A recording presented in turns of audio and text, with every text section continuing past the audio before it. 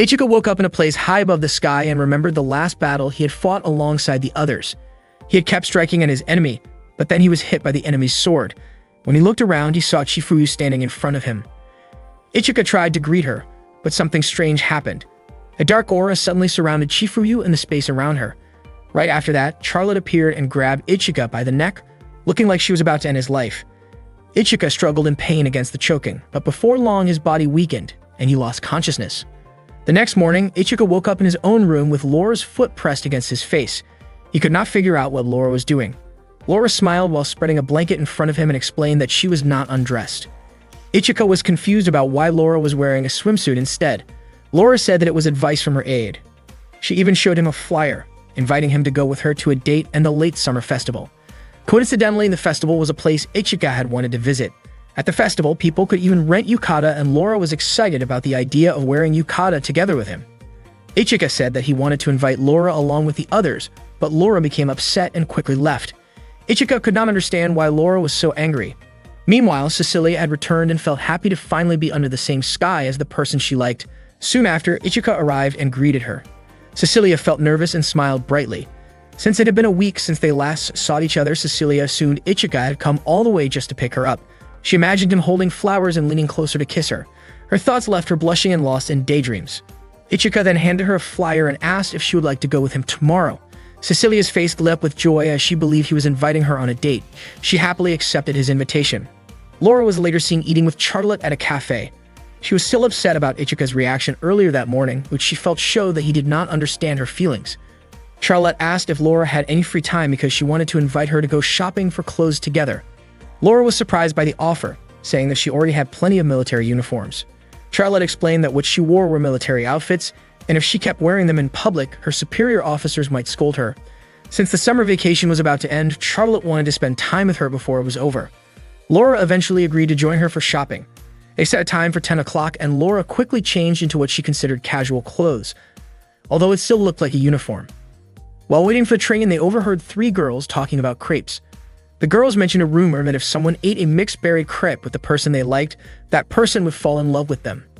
Charlotte was surprised to hear that something as simple as a mixed berry flavor could supposedly make people fall in love. Later that day, Lingyan was lying on her bed enjoying some ice cream. She thought about how much she wanted to spend her summer vacation with Ichika, especially since the next day was the last day of the break. She wondered why Ichika had not invited her anywhere even though she had purposely stayed at school during summer instead of going home. Suddenly, Ichika knocked on her door. Lingyan quickly jumped off her bed to block him from entering, but Ichika had already opened the door. Ichika accidentally saw her in a way that made her feel embarrassed. Flustered, Lingyan reflexively shoved him out of her room. As he tumbled out, a flyer slipped from his hand and Lingyan picked it up to read it. Meanwhile, Charlotte and Laura were strolling through the mall. Charlotte asked what kind of clothes Laura wanted, but Laura still had not decided. Charlotte suggested they look for fall outfits, but Laura declined since it was still summer. Charlotte explained that girls usually buy clothes for the upcoming season. They went into a clothing store, and as soon as they entered, the customers inside were stunned by their beauty. The store clerk blushed while greeting them and even offered for them to try on the store's newest collection. Charlotte thought the clothes were a bit too thin and asked Laura what she thought. Laura said they were not bad, so Charlotte encouraged her to try them on. With a faint blush on her face, Laura stepped into the fitting room to change.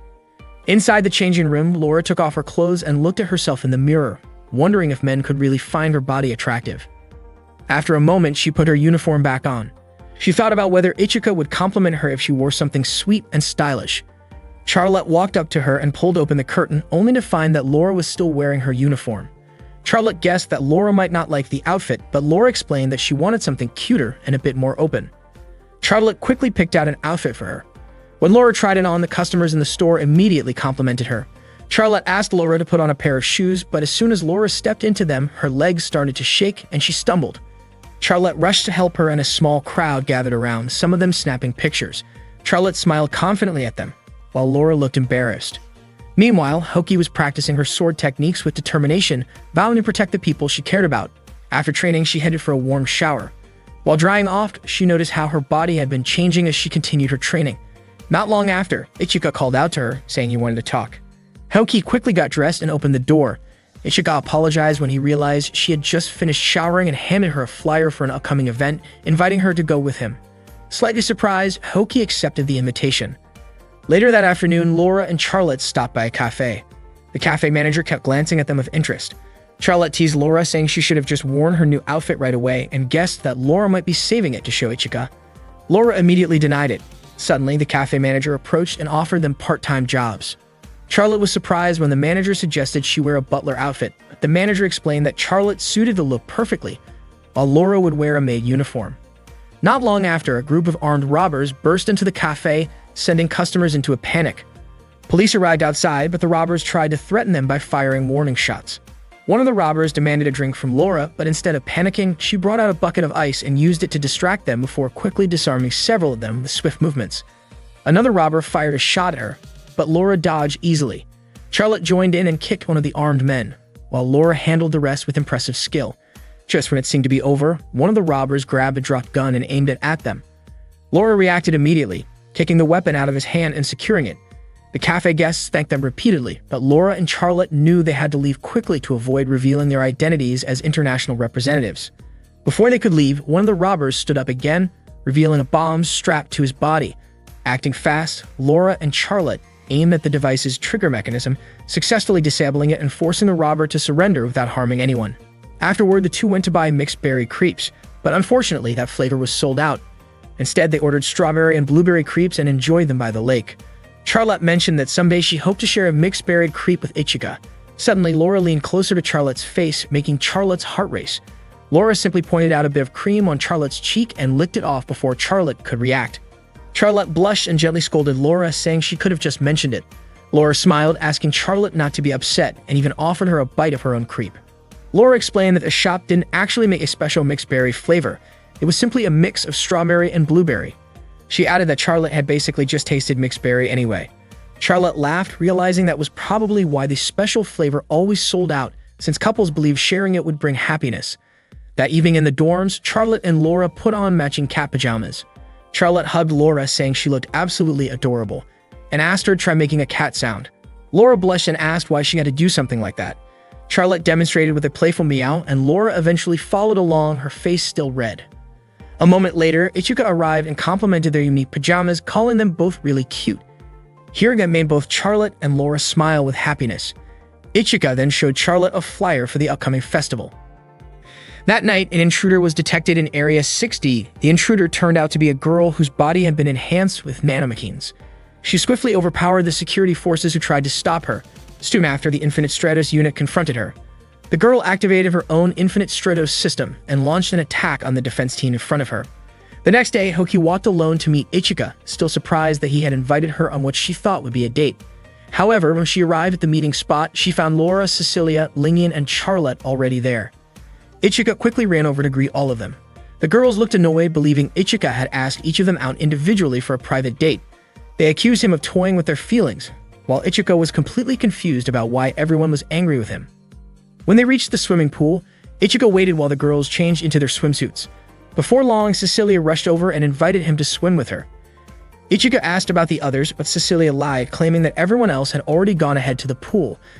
At that time, Hoki and the others were still inflating the pool floats. Cecilia had actually bought the floats on purpose to delay them, giving herself time alone with Ichika.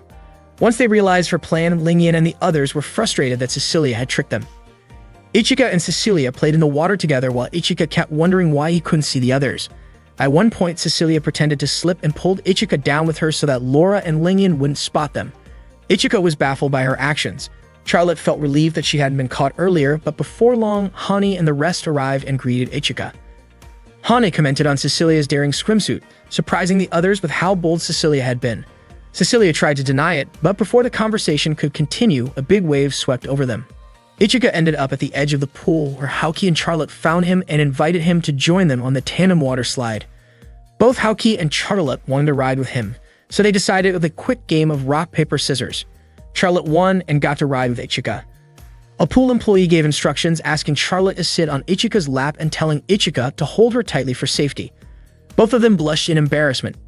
Ichika gently wrapped his arms around Charlotte's waist and apologized if it made her uncomfortable.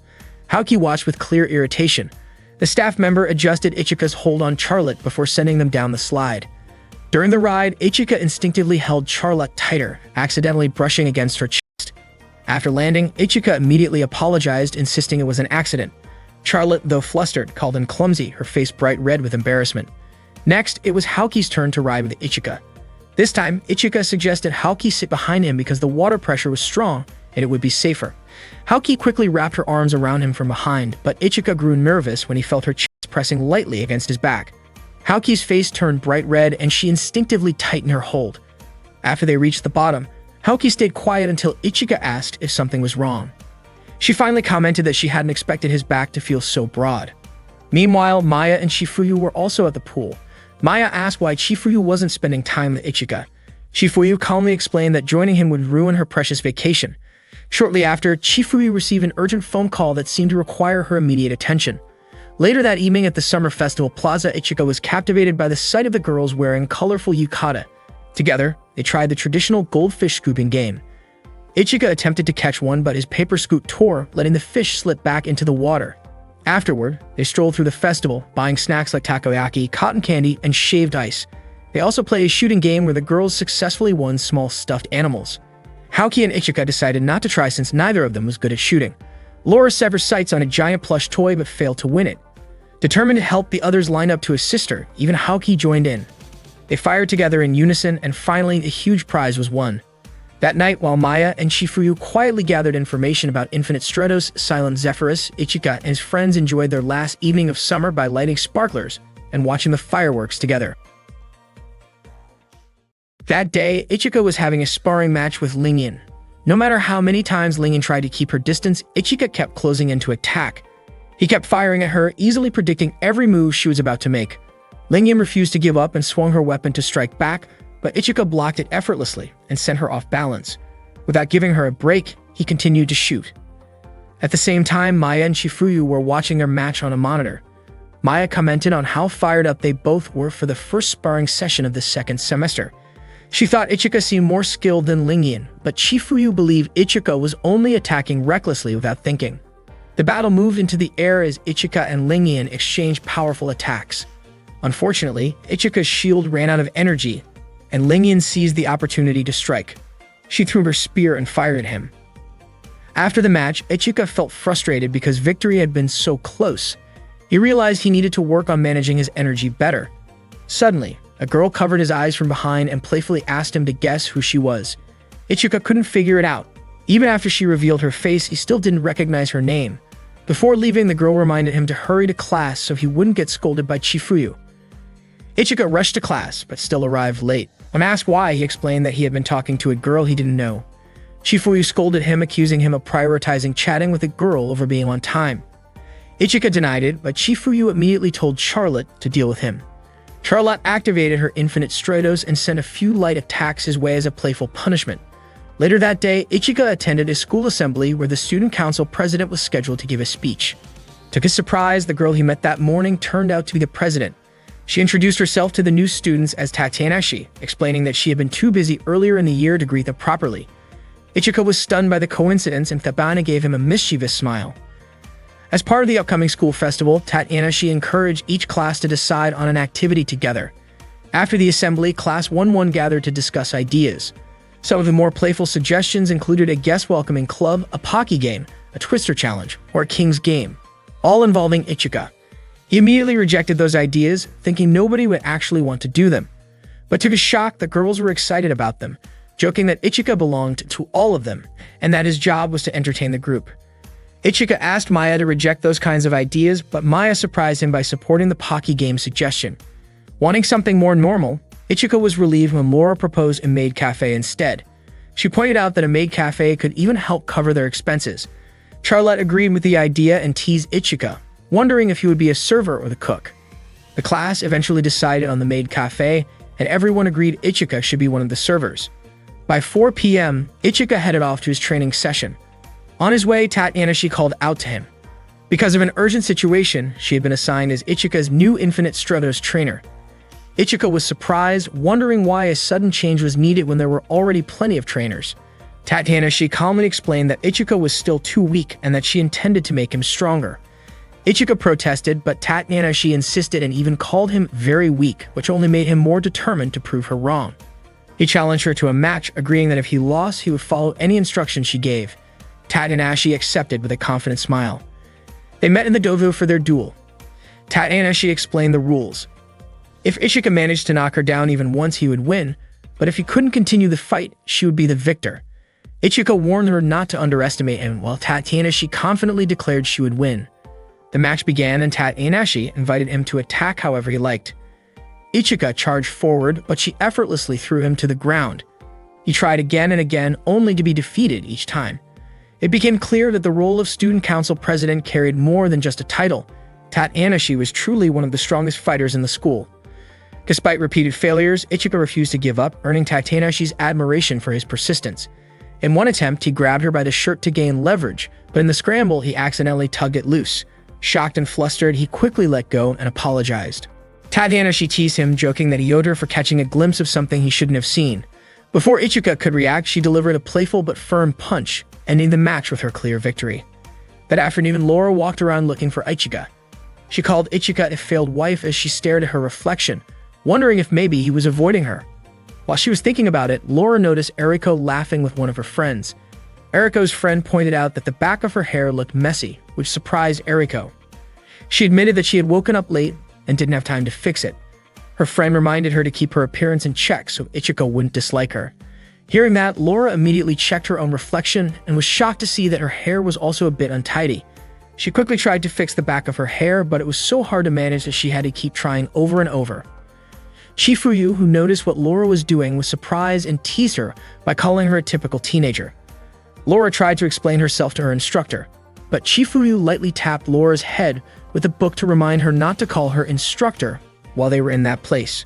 Chifuyu then told Laura that Ichika was currently in front of the student infirmary inside the club building. Hearing this, Laura was startled and immediately rushed over there. Meanwhile, Ichika was having a dream where he was running toward a certain place. There he saw a girl standing and waiting for him. Their eyes met and Ichika was captivated by the girl in front of him. When he woke up, Tanahashi greeted him and Ichika was shocked to realize that his head was resting on her lap. He asked what she was doing and Tanahashi casually said she was just letting him rest there. She even playfully pressed his head back onto her lap and Ichika couldn't break free. Suddenly, Laura arrived and saw how close they were, which made her upset. Tanahashi only smiled as if teasing her. Frustrated, Laura shouted about eliminating her target, activated the weapon on her arm, and charged toward Ichika. He was so startled that he couldn't react in time, but Tanahashi easily blocked the attack. She stopped Laura, who had nearly reached Ichika. Laura then powered down her weapon. Tanahashi said she appreciated Laura's honesty about her feelings. After that, Tanahashi turned back to Ichika and invited him to start their training, leaving Laura standing in silence with nothing else she could do. At the same time, Charlotte and Cecilia were warming up before their own training session. Charlotte spotted Ichika approaching and mentioned it to Cecilia, who was surprised since she thought Ichika was supposed to be training with Laura in Arena 4 that day. Tanahashi and Ichika walked up to them and Tanahashi explained that from now on, she would be Ichika's personal trainer. Both Charlotte and Cecilia were confused about why Tanahashi was suddenly in charge of his training. Ichika explained that it was the result of their previous match, so he had to accept Tanahashi as his coach. Tanahashi then wrapped an arm around Ichika and said she was doing all of this for him. She also mentioned that she needed Charlotte and Cecilia's help. She asked them to perform the shooter flow maneuver in the circle rondo formation. Charlotte and Cecilia immediately activated their Infinite Stratos units, lifted into the air and began flying in circles while firing at each other. Ichika watched carefully from the ground as Tanahashi explained that they were shooting while controlling their units at the same time, meaning they had to stay focused to aim accurately while dodging incoming attacks. As she spoke, Tanahashi suddenly leaned close and whispered something into Ichika's ear, which startled him. Charlotte and Cecilia, distracted by what they saw, lost their focus and fell to the ground. Next, it was Ichika's turn to try. He and Cecilia flew in circles and Ichika quickly realized that it felt different than he had expected. He began firing at Cecilia, but she dodged every shot with ease. When Cecilia returned fire, Ichika failed to dodge and ended up crashing to the ground. Cecilia rushed over to check on him, but Ichika assured her he was fine and asked her to continue. Though hesitant, Cecilia agreed and they both took to the air again. Charlotte then asked whether Ichika's difficulty was because of the long-range system installed on his Byakushiki unit. Tanahashi confirmed it but explained that it wasn't the only reason. The weapon Ichika was using couldn't fire rapidly and functioned more like a sniper rifle. This meant that each shot capable of breaking through a shield was critical. Unfortunately, because of Ichika's current skill level, he was forced to rely on close-range combat instead. Even so, Ichika continued to struggle and failed to land a hit on Cecilia. After finishing his training, Ichika went straight to his room to rest, but he was shocked when he found Tatanashi waiting for him inside wearing a revealing outfit. Surprised, Ichika even stepped back outside to make sure he hadn't entered the wrong room. Tatanashi kept teasing him, and Ichika quickly went back inside and closed the door. He couldn't figure out what she was trying to do. Tatanashi was surprised to see Ichika looking so annoyed. She explained that she only wanted to get closer to him because she was his personal trainer. Tatanashi then showed off the bikini she was wearing, which made Ichika instantly flustered. She found his awkward reaction amusing. Just then, Hoki arrived carrying some food for Ichika. When she knocked on the door, Ichika quickly told her not to come in. Curious about what he was doing, Hoki grew suspicious and assumed he was hiding something. Irritated, she pushed the door open and stepped inside. To her surprise, she found Ichika together with another girl. Hoki was shocked, thinking Ichika had secretly brought someone into his room and was doing something inappropriate. Upset, Hoki drew her sword toward Ichika, but he tried to explain that it was all a misunderstanding. Thankfully, Tatanashi reacted quickly, blocking Hoki's strike and even managing to disarm her. The next day, Ichika resumed training and performed a spinning move in midair. Tatanashi instructed him to adjust his center of gravity, which was still off. Her words reminded Ichika of Hoki's advice not to underestimate people who were more experienced than him. Ichika's speed started to improve, and Tatanashi told him to activate the ignition boost. She then explained that he needed to switch from the rotating shooter flow maneuver to a straight-line movement, pass through the enemy in a single motion, and then fire from outside their range. Ichika admitted he wasn't confident about doing it all at once, but Tatanashi insisted that he try. Reluctantly, Ichika attempted the move, but he lost control and crashed to the ground. Tatanashi quickly ran to him as he winced in pain. She reminded him not to hold back the shooter flow while moving, but Ichika still struggled to get it right. Tatanashi encouraged him to keep it in mind and asked him to try again. After training, Ichika joined his friends in the cafeteria. He looked completely exhausted and stayed quiet, which made everyone worry about him. Charlotte offered him a drink, but he refused. Laura asked about Tatanashi, and Ichika explained that she was busy with student council work. Lingyan pointed out that Ichika had always been drawn to challenges, but in her opinion, Tatanashi shouldn't have pushed him to the point of such extreme fatigue. Ichika admitted that he deserved the tough training because, as Tatanashi had said, he was still weak, and that was why he had to master the technique as soon as possible. Charlotte commented that a guy who works that hard is really admirable, and Hoki agreed, saying that Ichika was already doing an impressive job. Cecilia even offered Ichika a place to stay in her room if he ever felt uncomfortable in his own. Annoyed by Cecilia's suggestion, Lingyan whispered to Ichika to visit her room instead and play cards with her. Not wanting to be left out, Laura also invited him to play cards in her room. Hoki quickly jumped in, offering to play Hanaruda, while Cecilia added that he could try tarot cards with her. Charlotte gently reminded everyone to stop arguing, pointing out that Ichika had already fallen fast asleep. They all turned their eyes to Ichika's tired face, realizing just how hard he had been pushing himself in training. Late at night, Ichika was brushing his teeth when he suddenly heard a girl's voice calling to him from inside his room. Curious, he went to check and was startled to find Tatanashi lying on his bed wearing a surprisingly revealing outfit. His heart raced and he quickly retreated back to the bathroom with his face turning bright red after seeing her like that. Tatanashi casually asked why he was acting so nervous. Flustered, Ichika shouted from behind the door, asking her to dress properly. Tatanashi insisted that her outfit was perfectly fine, but Ichika begged her to at least put on some pants. When she tried to open the bathroom door, Ichika held it shut, refusing to let her in. Tatanashi playfully called out, asking Ichika to give her a nice shoulder massage to help her relax before the school festival the next day. Ichika hesitated, worried that the situation might become awkward if he agreed. Tatanashi teased that she might have to force the door open if he kept hiding. Still, Ichika refused to unlock it. Eventually, Tatanashi used a small gadget from her equipment to break the lock. The door swung open, surprising Ichika so much that he stumbled backward. Tatanashi lost her balance as well and accidentally landed on top of him. Laughing it off, she reminded him again about the massage. With no way to escape the situation, Ichika reluctantly gave in and helped her loosen her stiff shoulders, keeping the interaction as polite as possible. The next morning, the long-awaited school festival finally began. Charlotte wore a classic maid outfit and greeted visitors with a warm smile, while Ichika dressed as a butler and helped guide guests into the maid cafe. The visitors lined up excitedly, many of them thrilled to see Ichika in his butler uniform and eager to take photos with him. Not long after, Lingyan arrived wearing a traditional Chinese dress and asked Ichika to escort her to a table. Ichika was surprised by her outfit, and Lingyan explained that her class, 1-2, was running a Chinese-themed cafe, so she had no choice but to dress the part. Ichika complimented her hairstyle, saying it looked different from usual and suited her perfectly.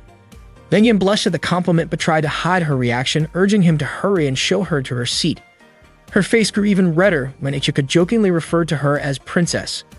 After handing her the menu, Ichika invited Lingyan to place an order. While reading it, she noticed a special set called Service for your server and asked what it meant. Trying to avoid an awkward explanation, Ichika recommended the popular cake set instead, but Lingyan became curious and decided to order the mysterious special anyway. A few minutes later, Ichika returned with a drink and a box of Pocky sticks and unexpectedly sat down beside her. Lingyan, confused, asked why he was sitting next to her. Ichika explained that the set involved a playful snack-feeding service. Lingyan was surprised by the concept and asked why a customer would need to feed the server. Ichika admitted he wasn't exactly comfortable with it himself and assured her it was perfectly fine if she wanted to skip it. Lingyan's cheeks turned pink as she shyly agreed to go along. She carefully offered a Pocky stick to Ichika, who accepted it, and then she asked him to return the favor. Before anything else could happen, Haoki suddenly stepped in and reminded them that the cafe's regular service did not actually include that kind of activity. Lingyan pouted in mild embarrassment and quickly munched on the snack herself. Ichika, watching her eat, remarked that she looked adorable. Startled by the unexpected compliment, Lingyan began coughing and quickly drank her beverage. She asked why he would suddenly say something like that, and Ichika explained that the way she nibbled the snack reminded him of a cute little squirrel. Flustered, Lingyan gave him a light smack on the head and hurried off, leaving Ichika confused about why she seemed upset. Not long after, a woman approached Ichika, asking for a moment of his time. She introduced herself as Reiko and explained that she wanted to offer new equipment upgrades for Byakashiki, Ichika's personal unit. Ichika politely said he wasn't interested for now, but Reiko enthusiastically grabbed his hand and mentioned a special deal that included an additional thruster and a bonus lead blade if he ordered on the spot. Before the situation could become uncomfortable, Shizune quickly stepped in, reminding Reiko that other customers were waiting. Reiko reluctantly backed off, and Ichika thanked Shizune for helping him out. He mentioned that many people had been approaching him lately with similar equipment offers. Shizune agreed it must be exhausting and suggested that Ichika take a break to enjoy the festival. She gave him an hour and a half of free time. As soon as they heard this, Cecilia excitedly wrapped her arm around Ichika and declared that she would accompany him. Almost immediately, Charlotte, Haoki, and Laura also expressed their desire to join. To prevent everyone from leaving their posts, Shizumi suggested settling it with a quick game of rock, paper, scissors. Cecilia managed to win the drawing, which meant she was the one who got to accompany Ichika on a walk around the school festival. They stopped by a booth featuring brass instruments, and Ichika decided to give one a try. To Cecilia's surprise, he turned out to be pretty good at playing it. Someone even invited him to join the music club, but he politely turned the offer down and asked if Cecilia might be interested instead. Cecilia admitted that she had never played a brass instrument before. Ichika found that unexpected, since she gave off the refined aura of someone who would be great at it. Hearing Ichika call her a noble lady made Cecilia blush. Ichika then handed her the instrument, encouraging her to try it out. Cecilia's face turned bright red because sharing the mouthpiece felt a bit too personal, almost like an indirect kiss from Ichika. Just as she was about to give it a try, the staff suddenly came over and explained that the mouthpiece had to be swapped out for a clean one. Cecilia felt a pang of disappointment, realizing she had lost that tiny, silly chance for a special moment with him. When they returned to the maid cafe, Ichika was surprised to see Tatanashi wearing a maid uniform. Tatanashi quickly asked for his help with an entertainment segment, a live interactive action drama. Without giving him much time to think, she pulled him into the dressing room and handed him a costume along with a crown, telling him to get ready to go on stage. Ichika protested that he hadn't read the script at all, but Tatanashi assured him that he didn't need to worry because he could just improvise, and she would guide him as needed. She encouraged him to simply have fun and do his best. The performance soon began. The play turned out to be a wild reinterpretation of the Cinderella story. Ichika stood on stage looking completely lost as slides projected onto the backdrop explained the plot. This version of Cinderella wasn't just about a simple rival. Instead, the Cinderellas were fierce fighters who had survived many battles, making them worthy of the title. Ichika was stunned by how intense the story sounded. According to the narration, anyone who wanted to uncover the secret hidden inside the prince's crown would have to fight for it. The chaos started with the dramatic entrance of a battle-hungry Cinderella. Lingyan suddenly dropped down from above, demanding that Ichika hand over the crown on his head. She threw prop knives in his direction, startling him because they looked dangerous, though Tanahashi quickly announced that everything on stage was safe. Ichika ran for cover, trying to block Lingen's attacks, but she proved to be incredibly strong and even showed off some powerful kicks. Ichika nervously reminded her that she was wearing glass slippers, but Lingen didn't seem concerned, saying that the slippers were tougher than they looked. Lingen kept up her relentless assault while Ichika dodged frantically, completely baffled by how extreme this so-called play was getting. Suddenly, shots from a mock sniper rifle rained down on him. Ichika sprinted across the stage to avoid the fire, confused about what was happening. Above him, Cecilia had taken position as a sharpshooter. Tadanashi, acting as the narrator, revealed to all the girls that whoever managed to claim the crown from Ichika would earn the special reward of sharing a room with him. Charlotte hesitated, questioning whether something like that was even allowed, but Tadanashi used her authority as student council president to declare it an official rule of the game. Cecilia grew confident that she could win, taking careful aim at Ichika with her rifle. Luckily, her shot missed. A moment later, Charlotte waved at Ichika and rushed to his aid. Using her bow and arrows, she fired at Cecilia to create an opening. Ichika was surprised by Charlotte's support. She urged him to keep running because the other girls were closing in. Before Ichika left, Charlotte asked him to hand over the crown for safekeeping. Ichika agreed, but just as he reached up to remove it, Tadanashi dramatically announced that for a prince, the crown represented the kingdom itself. If the prince dared to give up the crown, which contained important data, he would face a penalty. Right on cue, Ichika was jolted by a harmless electric shock. Tadanashi then questioned how much loyalty the prince truly had to his kingdom. Ichika finally understood the twist of the performance and apologized to Charlotte for not being able to give her the crown. Soon after, Cecilia and Lingen caught up with him and launched a combined attack using their stage weapons. Ichika raised a glass-like shield to protect himself while holding Charlotte close. Cecilia and Lingen were clearly unhappy with their closeness and continued their playful assault until the shield finally shattered, causing Charlotte to fall. When Charlotte regained consciousness, Ichika was nowhere to be seen. At that time, Ichika woke up in a dark and cramped place, completely unsure of where he was. As he tried to reach out for something to steady himself, his hand accidentally rested on something soft. To his surprise, he realized he was underneath Charlotte. Startled by the unexpected touch, Charlotte quickly woke up as well. She never imagined Ichika would end up beneath her skirt like that. Not long after, bullets were suddenly fired in Ichika's direction. Realizing the danger, he immediately ran off, leaving Charlotte behind. He climbed a tall staircase, and when he finally reached the top, he found Laura waiting for him, ready to take the crown he was wearing. Laura attacked Ichika with her twin knives, and he admitted that the situation was incredibly dangerous for him. Laura demanded that he hand over the crown if he truly considered himself her husband. At that moment, Tadanashi started to feel bored with the whole scene and launched an aerial strike toward Ichika. Without hesitation, he leaped forward to shield Laura, carrying her away from the tower as they escaped by swinging on a rope. Laura was deeply moved by Ichika's willingness to risk himself for her. After making sure she was safe, Ichika quickly left the area. He hid behind a wall, but before long, Haoki called out to him and urged him to climb up another tower, where she said it would be safer. As they made their way up the stairs, Haoki warned him not to look up. A sudden strong gust of wind blew, causing her dress to flutter open. Ichika accidentally glanced upward, and Haoki, flustered and annoyed, gave him a sharp kick.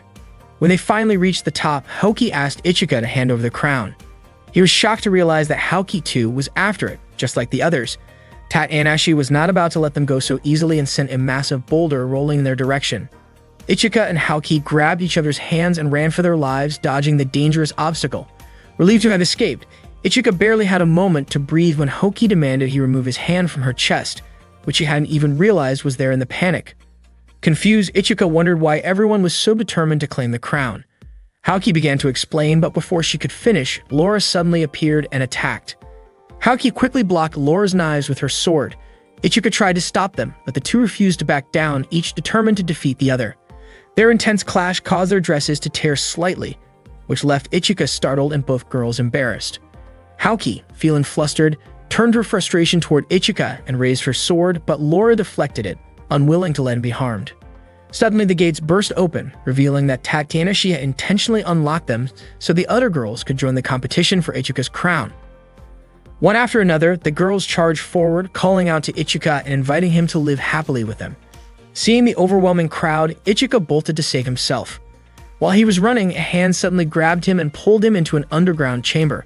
It was Reiko, who had seized the chance to confront him. She intended to take Byakushiki from Ichika and immediately kicked him down to gain the upper hand. Surprised, Ichika demanded to know who she really was. Reiko revealed that she was the mysterious beauty who had disguised herself as a company sales representative. Without wasting any time, she revealed her true form. Feeling threatened, Ichika activated Byakushiki. Reiko, who had been waiting for this moment, prepared herself as the two of them stood ready for battle. Ichika activated Byakushiki to face Reiko, who immediately launched her attack. Ichika managed to dodge it, which made Reiko admit that he was more skilled than she had expected. Ichika already knew that Reiko came from the Mitsurugi family, but he was surprised that she used the last name Makigami. Reiko explained that she had to use the Makigami name out of necessity. Without warning, Reiko set off an explosion in the area and activated her Infinite Stratos, Awakens, a spider-shaped unit equipped with deadly poison.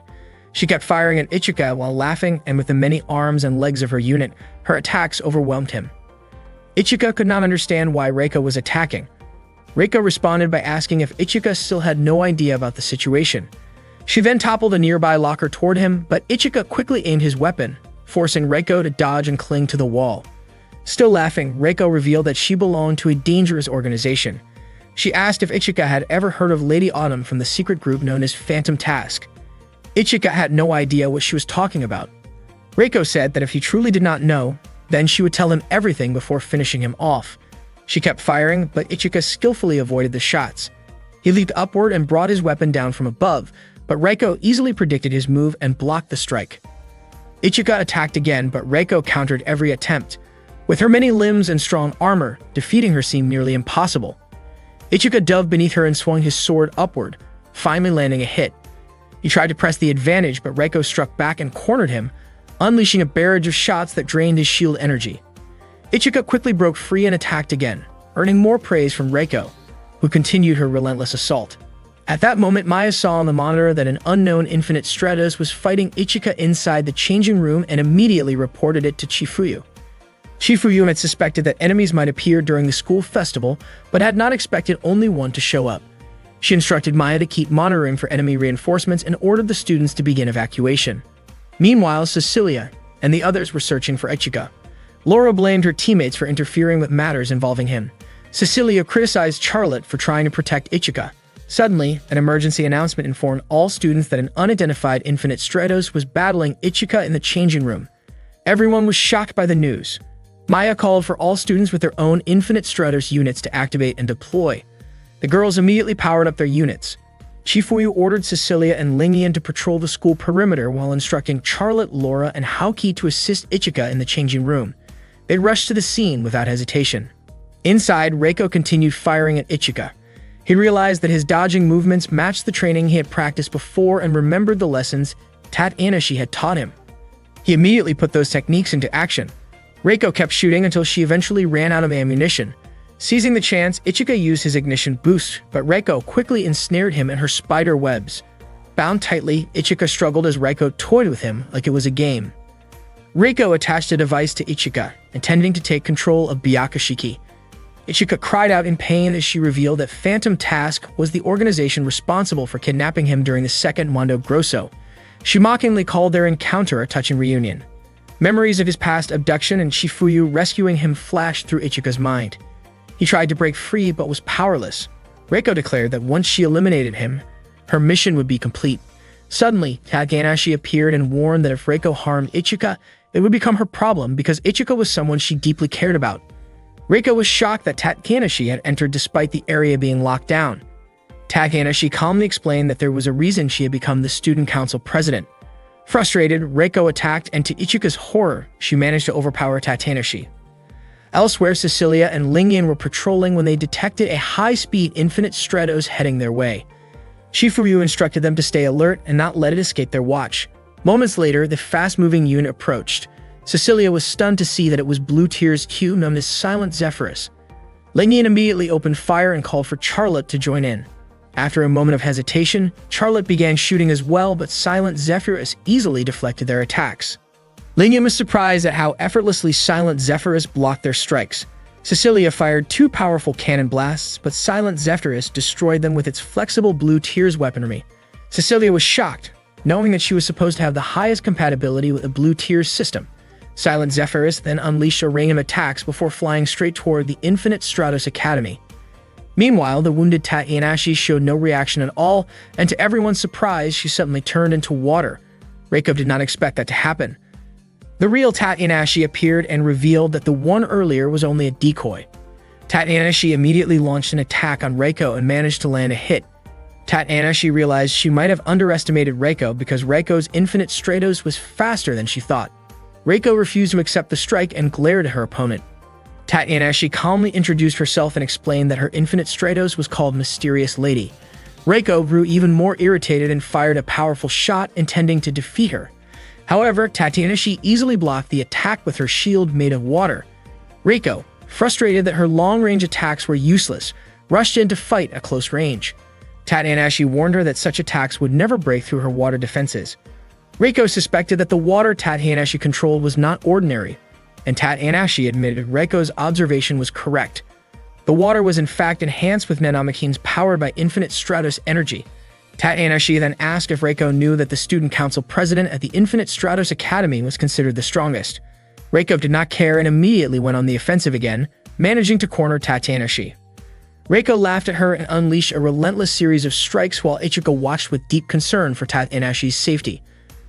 Emerging from the smoke of an explosion, Tatsunashi told Ichika to lead the fight to her. Annoyed, Reiko demanded that Tatsunashi stop acting so confident. Reiko quickly grabbed Tatsunashi, threw her aside, and trapped her with her spiderweb threads, preparing a finishing attack. Tatsunashi only smiled and asked if Reiko could feel how warm the room had become. Reiko was confused by the question. Tatsunashi clarified that she was not talking about temperature alone, but about the stifling humidity. Mist could slip inside armor and affect the pilot. Realizing too late what had happened, Reiko began to panic. Tatsunashi enjoyed the look on Reiko's face when she finally understood that her plan had failed. With a simple snap of her fingers, Tatsunashi defeated Reiko. Tatsunashi explained that Mysterious Lady, also known as the Lady of Mist, could control water through nanomachines that radiated energy. Reiko's strength faded, yet she still refused to accept defeat. Tatsunashi declared the battle over and gave Ichika the signal to unleash his full-power Yukira Nagata attack. Ichika swung his sword toward Reiko and pushed her back. Reiko quickly retreated, but Tatsunashi urged Ichika to chase her. Outside, Ichika tried to strike again, but suddenly Silent Zephyrus, another Infinite Stratos unit, intercepted him. Shocked to see a new opponent, Ichika immediately pursued for a fight. Tatsunashi shouted for him to stop, but Ichika confronted the mysterious pilot and demanded to know their identity. Silent Zephyrus unleashed a rapid barrage of attacks that sent Ichika crashing down. Meanwhile, Maya and Shifuyu monitored the battle from their control room. Shifuyu was surprised that the enemy possessed such an advanced Infinite Stratos. As Reiko attempted to escape, Charlotte, Laura, and Haoki blocked her path to prevent her from fleeing. Ichika continued to hold his ground against Silent Zephyrus, but was stunned by the sheer power of the machine.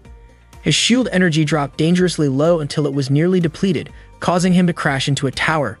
Silent Zephyrus then launched a shot to stop Laura's attack on Reiko, frustrating Laura, who shouted in anger. Silent Zephyrus mocked the weakness of Germany's cutting-edge technology, surprising Laura with their knowledge. Shortly after, Squall contacted Silent Zephyrus, ordering a retreat. Silent Zephyrus called Reiko back, pointing out that they were outnumbered. Before leaving, Silent Zephyrus pulled Reiko out of her Infinite Stratos and planted an explosive inside the Arachian unit. The Arachian began moving toward Laura and the others. Ichika warned everyone to get back, but there was no time to escape before the explosion went off.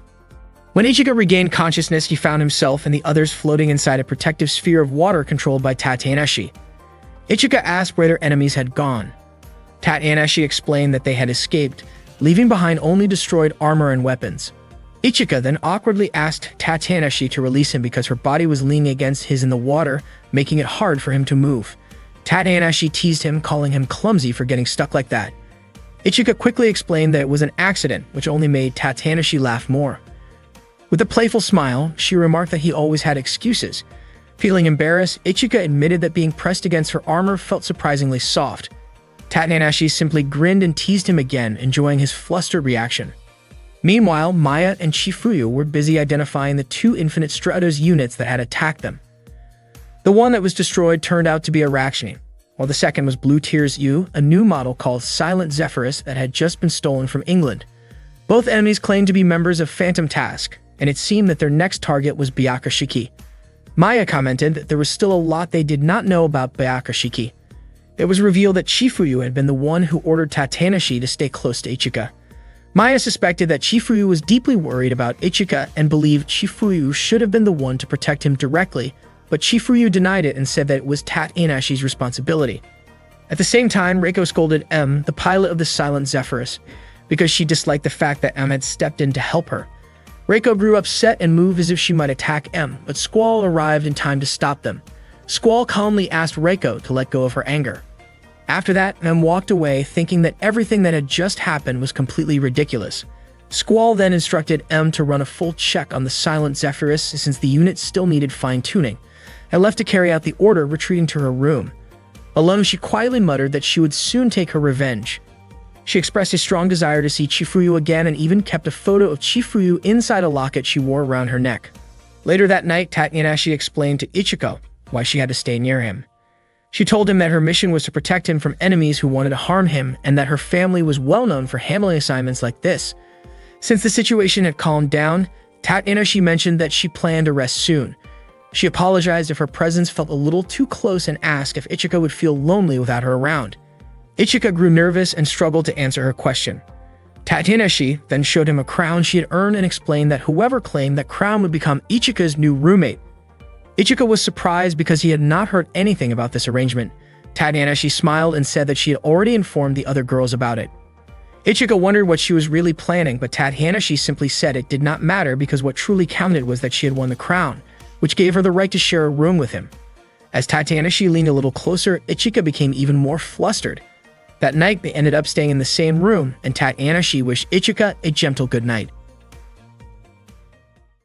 One night, Ichika was asked by Maya to deliver some books to a certain room inside the Infinite Stratos Academy. Maya even gave him a map to help him find the place. Ichika walked through the long hallways, noticing how the security cameras followed his every step. He realized for the first time that the Infinite Stratos Academy was much bigger than he had imagined. At that moment, a monitor showed Ichika's movement as he passed Charlotte's location and headed toward the room marked on the map. When he finally arrived at the door labeled M38, Ichika opened it and called out for Maya, but there was no response. Wondering if he had entered the wrong room, he checked the map again. Suddenly, the door closed by itself. Without warning, someone grabbed him from behind. Startled, Ichika instinctively tried to throw the person off, but more people quickly joined in. They restrained him and covered his head before he could fight back. Ichika woke up tied to a chair, confused and unable to understand what was happening. A voice greeted him, and he asked who was there. When the lights turned on, he found himself facing a small stage decorated as if for an event. A sign on the stage read, "Let's cheer up, Ichika." Maya, dressed in a playful cow-themed costume, stepped forward as the host. She announced that the only rule of the event was simple. Whoever could entertain Ichika the most would be the winner. Maya then opened the event with a cheerful smile, while Ichika struggled against the ropes and asked what was going on. With a slightly embarrassed expression, Maya explained that this was a secret surprise activity. The first contestant to be introduced was Haoki. The stage lights changed to reveal a peaceful countryside background with a traditional Japanese house. Soon, Haoki appeared wearing a beautiful kimono with fox ears and a fluffy tail, giving her a charming and slightly playful look. Ichika couldn't help but admire her appearance. Haoki's face turned red when Ichika called her name. She asked him not to stare too much and invited him to come up on stage so she could serve him tea as part of her performance.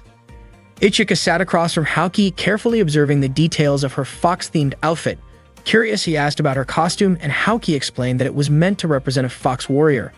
As Haoki playfully moved the fox ears on her head, Ichika admitted that they looked soft and interesting. Haoki shyly asked him not to look at her so intensely. While pouring tea for Ichika, their hands accidentally touched, causing Haoki to spill a little tea on his pants. Embarrassed, she quickly apologized and offered tissues to help clean the spot. Ichika assured her that it was fine and not too hot. Haoki admitted that she felt nervous because it was her first time wearing such an outfit and performing like this. Their eyes accidentally met at a very close distance, making both of them freeze for a brief, awkward moment. Just then, Maya struck a gong to signal that Haoki's time was up. Haoki looked surprised that the time had passed so quickly. Maya reminded everyone that the other contestants were waiting for their turn.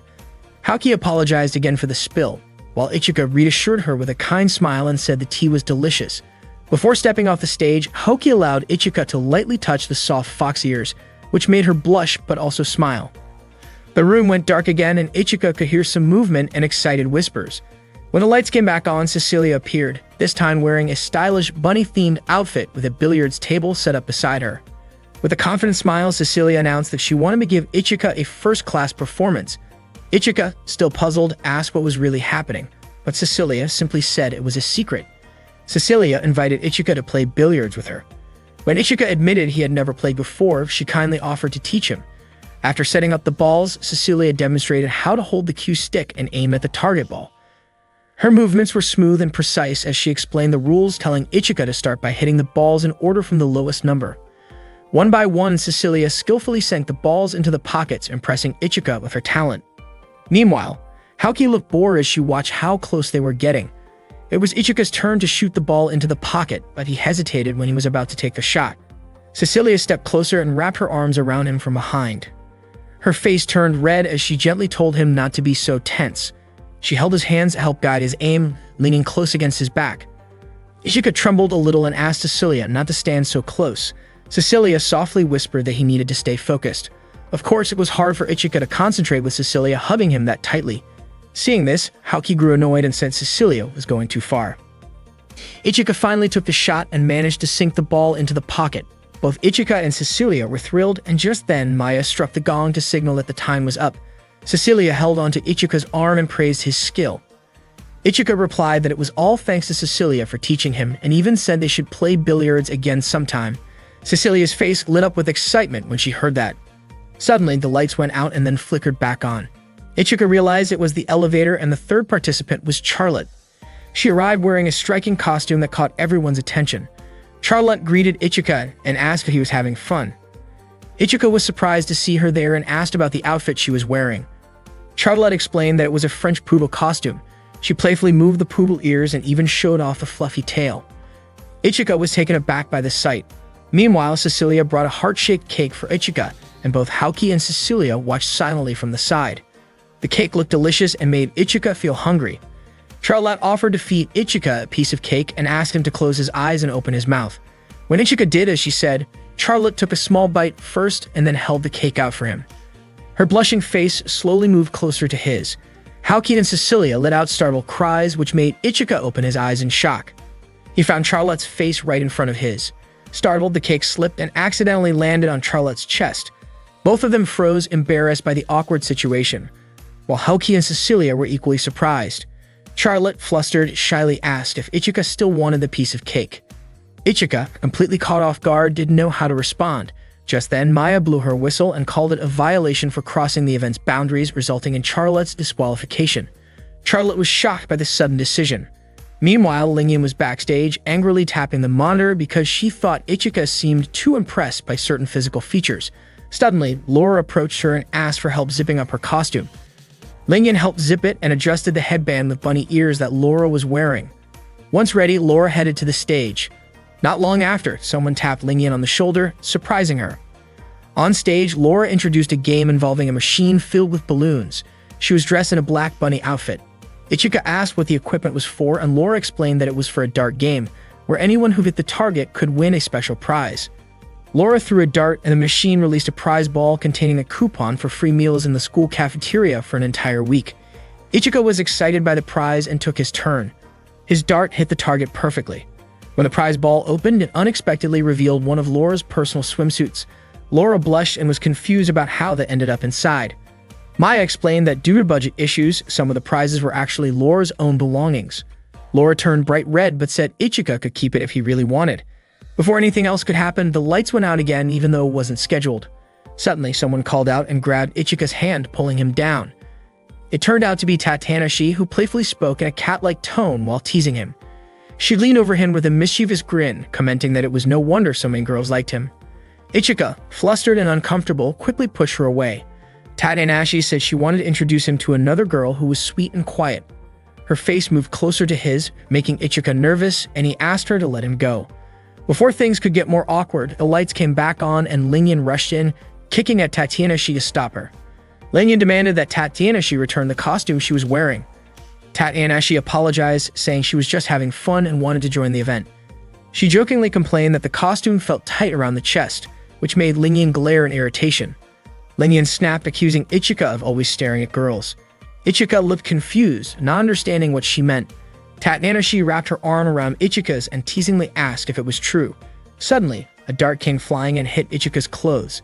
It was Laura, glaring with an angry expression. Ichika quickly apologized and promised to explain everything. Meanwhile, Tatnanashi took the chance to slip away. Moments later, Maya called all the girls back to the stage, announcing that the final part of the event was about to begin. They quickly headed to the stage to watch the final event. To everyone's surprise, Shifuyu appeared wearing a maid costume while carrying ice cream. The girls were shocked to see her like that, and even Ichika never expected Shifuyu to join the event. Charlotte stopped Ichika from speaking and asked him to open his mouth so she could feed him a spoonful of ice cream. The stage event suddenly turned into a birthday celebration for Ichika. Only then did Ichika realize that it was actually his birthday. Everyone shouted together to wish him a happy birthday. Ichika said they really didn't need to go through all that trouble just for his birthday. Shifuyu explained that Ichika always forgot about his own birthday. It turned out they had planned the surprise so that he would have a wonderful memory of the day. According to Charlotte, Ichika's birthday was something truly important. Laura admitted that the costume contest was actually her aide's idea. Ichika felt overjoyed and thanked everyone sincerely. Haoki was relieved that Ichika liked the surprise, and Charlotte said that even though it was a little embarrassing, they had all given their best effort. Maya commented to Chifuyu that the event turned out great, but Chifuyu responded with her usual calm, almost expressionless manner. Ichika thanked Maya for guiding the whole event. He also admitted that he never imagined Chifuyu would wear a maid costume, and it had been a long time since he celebrated a birthday with her. Shifuyu, a bit embarrassed, acknowledged it, which made Ichika ask her to repeat it, just to be sure he heard it right. Maya then asked Ichika who made him the happiest that day. The question caught Ichika off guard, and all the girls eagerly waited for his answer. After thinking for a moment, Ichika said that it was probably Chifuyu who made him the happiest. The mood instantly shifted as the girls' expressions turned intimidating and sad after hearing his reply. Ichika had no idea why they reacted that way. Chifuyu could only remark that Ichika was truly clueless. The girls then shouted at Ichika in frustration and playfully ganged up on him in protest. Afterward, Ichika walked outside alone, still confused about why the girls were so upset. Even so, he felt genuinely happy about the day's events. Before long, he sensed someone following him from behind. When he turned around, he saw a girl staring sharply at him. She began to approach, and Ichika was startled to see that her face looked almost exactly like Chifuyu's. The girl denied being Chifuyu and introduced herself instead. She praised Ichika for his efforts the day before. Only then did Ichika realize that she was the pilot of the Silent Zephyrus. The girl introduced herself as Oromura Madoka and declared that, in order to remain true to herself, she would have to defeat him. Madoka then raised a gun and fired a shot in Ichika's direction. Madoka introduced herself to Ichika and immediately opened fire at him. Ichika quickly leaped aside to dodge her shots. Madoka fired again, clearly wanting to see how long he could hold out against her attack. Luckily, Laura managed to shield Ichika from the incoming bullets. Laura refused to let Madoka harm him. In response, Laura threw a knife toward Madoka, but Madoka swiftly deflected it. In an instant, Madoka activated her Infinite Stratos, the Silent Zephyrus, and took off into the air, unleashing a barrage of attacks aimed at both Laura and Ichika. Laura quickly activated her shield, but before they could counter, Madoka abruptly retreated. Ichika immediately asked if Laura was okay. Laura, however, insisted that he was the one who should be asked, that since he was clearly the target of the attack. She wondered if he knew why he kept being pursued. Ichika admitted he had no idea why enemies kept coming after him. Out of nowhere, he complimented Laura's eyes, which had been hidden before, saying they looked as beautiful as gemstones. Laura blushed, surprised by his calmness after such a sudden attack. She hadn't expected him to call her eyes beautiful, and her face lit up with a mix of surprise and happiness. Ichika felt lucky that Laura had arrived just in time to help him. Without thinking, Laura quietly confessed that she always tried to steal moments to be alone with him. Realizing what she had just said, she panicked and flustered, gave him a sudden punch that sent him stumbling backward. The next day, Charlotte asked Ichika to accompany her for the delivery of new Infinite Stratos equipment. Several countries had requested testing for their designs. Charlotte originally planned to invite the others as well, but Haoki, Cecilia, Lingian, and Laura all seemed busy, so she ended up asking only Ichika. Even though Ichika technically didn't mean to go, especially after recently being attacked, he didn't want Charlotte to handle everything by herself and gladly agreed to help. During the transport, a fire suddenly broke out on the ship. Security officers immediately rushed toward the source of the flames. Ichika was about to check it out, but Charlotte stopped him. Out of nowhere, the delivery truck arrived carrying 2 Infinite Stratos units. Ichika quickly noticed that neither of these suits carried any identification codes or country markings. Realizing the threat, he urged Charlotte to team up with him to confront the unknown pilots. As soon as Ichika and Charlotte took to the air, the 2 unmarked Infinite Stratos units opened fire on them. Charlotte tried to persuade them to surrender, but they refused and kept attacking. Ichika soon joined the fight, swinging his sword at their enemies. The enemy fire was relentless and fast, forcing Charlotte to push herself to dodge the constant barrage. She admitted that their opponents were stronger than expected. Meanwhile, Ichika worked to evade close-range attacks as one of the enemy units pulled back and launched a long-range strike at him. Before long, Charlotte successfully knocked one opponent back, sending it crashing down. She then turned to see Ichika still locked in combat with the other enemy.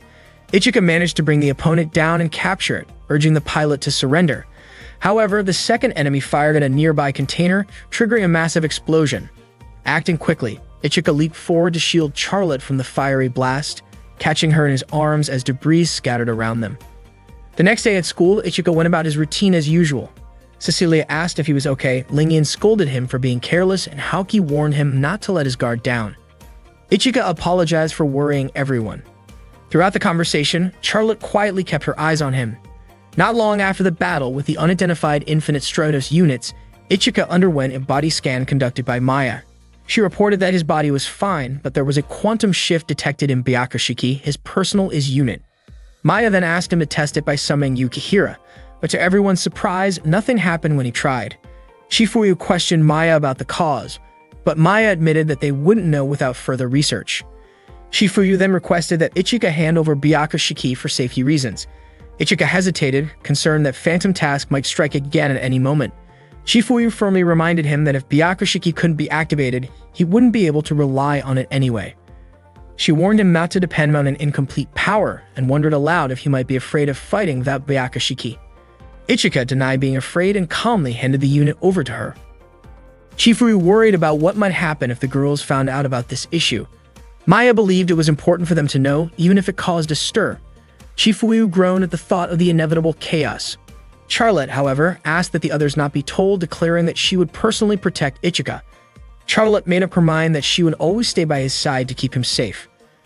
During class, Laura suddenly showed a fashion magazine featuring lingerie and asked Ichika to pick a design. Ichika was completely shocked, while Lingyan wondered why Laura would show something like that to him. Cecilia even told Ichika to close his eyes. Laura explained that she only wanted to know Ichika's taste, which she jokingly referred to as her future husband's preference. Everyone was surprised to hear Laura say that. Laura admitted that Clarissa had once told her that when a girl is in love, people often notice the kind of clothes she wears. Because of that, Clarissa suggested that Laura should choose something that Ichika might like. Laura thought that striped patterns might be the most popular with boys. Haoki took a look at the designs in the magazine and commented that some of them were actually stylish, while Lingyan agreed that the featured model looked well designed. Meanwhile, Cecilia secretly called her assistant to replace her own outfit with something a little fancier and more elegant. Ichika tried to avoid answering Laura's question, but Laura teased him, asking if he was embarrassed because her guess might have been right. She called Ichika straightforward for his reactions. Charlotte watched their antics with a quiet smile. Laura then asked Charlotte which design she personally liked from the magazine. Charlotte replied that it was not the kind of topic she could casually talk about in front of a boy. Just then, Charlotte felt something strange with her own clothing and quickly left the classroom. To her surprise, she realized that a part of her outfit seemed to have gone missing without explanation. She wondered if it might have something to do with her unit revived, just like what had happened before with Byakushiki. Blushing in confusion, she hurried back to her room to fix her clothes, but the strange problem kept happening even after she changed. Charlotte had no idea what to do. A knock on the door startled her. It was Ichika, reminding her that class was about to start. Charlotte stepped out, saying she had handled the situation even though she was still worried. Ichika grabbed her hand and urged her to walk faster since Chifuyu would be teaching that day. He pulled her along so quickly that they accidentally tripped, causing Ichika to fall against her by mistake. Both of them were startled, and Charlotte instinctively used her as arm to push him away in a burst of panic. She still couldn't figure out why these strange things kept happening. Later, during the lunch break at the cafeteria, Charlotte sat next to Haoki, still looking uneasy. Haoki noticed her discomfort and asked what was wrong, but Charlotte only mentioned that the seat felt unusually cold. In the afternoon, Charlotte joined Lingyan and Cecilia for a game of volleyball. When she jumped to hit the ball, she suddenly remembered her wardrobe issue and quickly pulled back, canceling her move.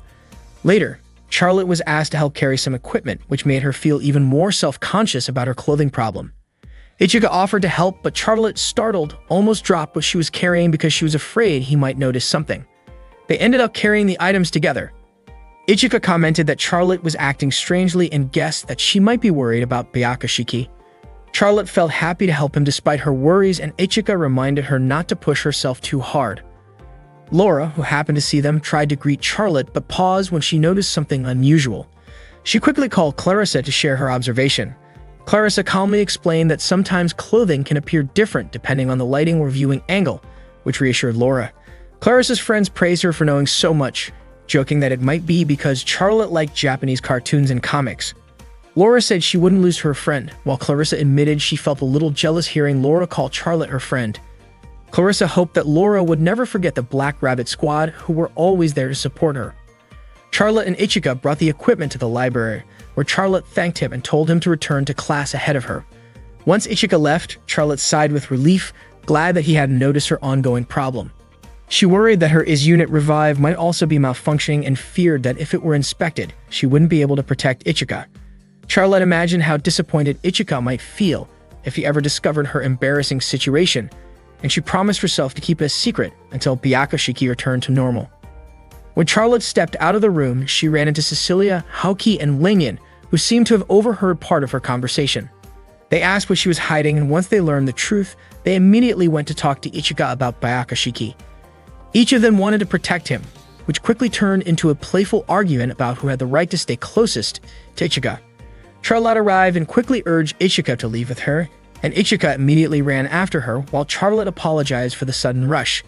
Out of nowhere, Cecilia's blue tears weapons fired toward them, and Charlotte quickly told Ichika to duck to avoid the attack. Cecilia explained that she was not using the full power of her weapons and confidently offered to become Ichika's personal protector. Ichika was confused since Cecilia had just fired lasers at the very person she claimed she wanted to protect. Not long after, Lingyan hurled her weapon in Ichika's direction, and Charlotte again warned Ichika to duck. Lingyan then announced that she too wanted to protect Ichika. Cecilia and Lingyan were about to fight, but Haoki stepped in to block them, insisting that she was the one who would protect Ichika. Of course, Cecilia and Lingyan refused to hand Ichika over Haoki, and seeing the growing argument, Charlotte tried to calm everyone down. Suddenly, Tatiana appeared and reminded them that using infinite stratos for personal reasons was against the rules. The others told her not to interfere, but Tatiana boldly declared that she would defeat all of them if that was what it took to take Ichika away. In the end, everyone deactivated their weapons, and Tatiana gave them a punishment of sweeping the entire ground floor of the school. Later that afternoon, Ichika spent time with Charlotte. He felt the punishment was unfair and decided to face Chifuyu himself, believing the Byakushiki incident had been his fault. Charlotte offered to come along, but Ichika refused, saying she had already worked hard and this time it was his turn to take responsibility. He thanked Charlotte before leaving. Charlotte quietly blamed herself and wondered if she should have told Ichika the truth earlier, but realized that doing so might have meant she failed to protect him. Unsure what to do, she remembered a moment from her childhood when she had accidentally broken her mother's favorite mirror and cried in fear of being scolded. Instead of getting angry, her mother gently comforted her and asked if she was hurt. Her mother told her that Charlotte was more important than any object and hugged her tightly. Charlotte cried and apologized, and her mother praised her for being honest and asked her to always tell the truth. Remembering those words, Charlotte made up her mind to be honest with Ichika, believing he would not hate her. She called out to Ichika, determined to reveal her secret. Nervously, she tugged at her skirt, which startled Ichika, and Charlotte pleaded with him to look so she could show him what she had discovered. Before she could finish lifting her skirt slightly, Laura suddenly appeared and interrupted the moment. Laura leaned over to peek and casually remarked that Charlotte was wearing regular underwear. Charlotte was shocked and then realized that she was, in fact, wearing normal underwear again, which meant everything had returned to normal. Overjoyed, Charlotte excitedly pointed this out to Ichika, but Ichika kept turning his face away in embarrassment. Feeling flustered, Charlotte accused him of being pervy, even though Ichika had no idea why she said that. Meanwhile, Maya reported new information to Chifuyu. She explained that an unfinished Infinite Stratos unit had been shipped using a new method of quantum alteration. Chifuyu suspected it had already been destroyed during an attack, which would explain the strange effect on Byakushiki. Maya felt relieved that the issue was only temporary and would soon return to normal. She was glad Ichika was safe, but Chifuyu pointed out that the situation had partly been caused by Ichika's own carelessness. Maya also confirmed that the person behind all this had no connection to Phantom Task.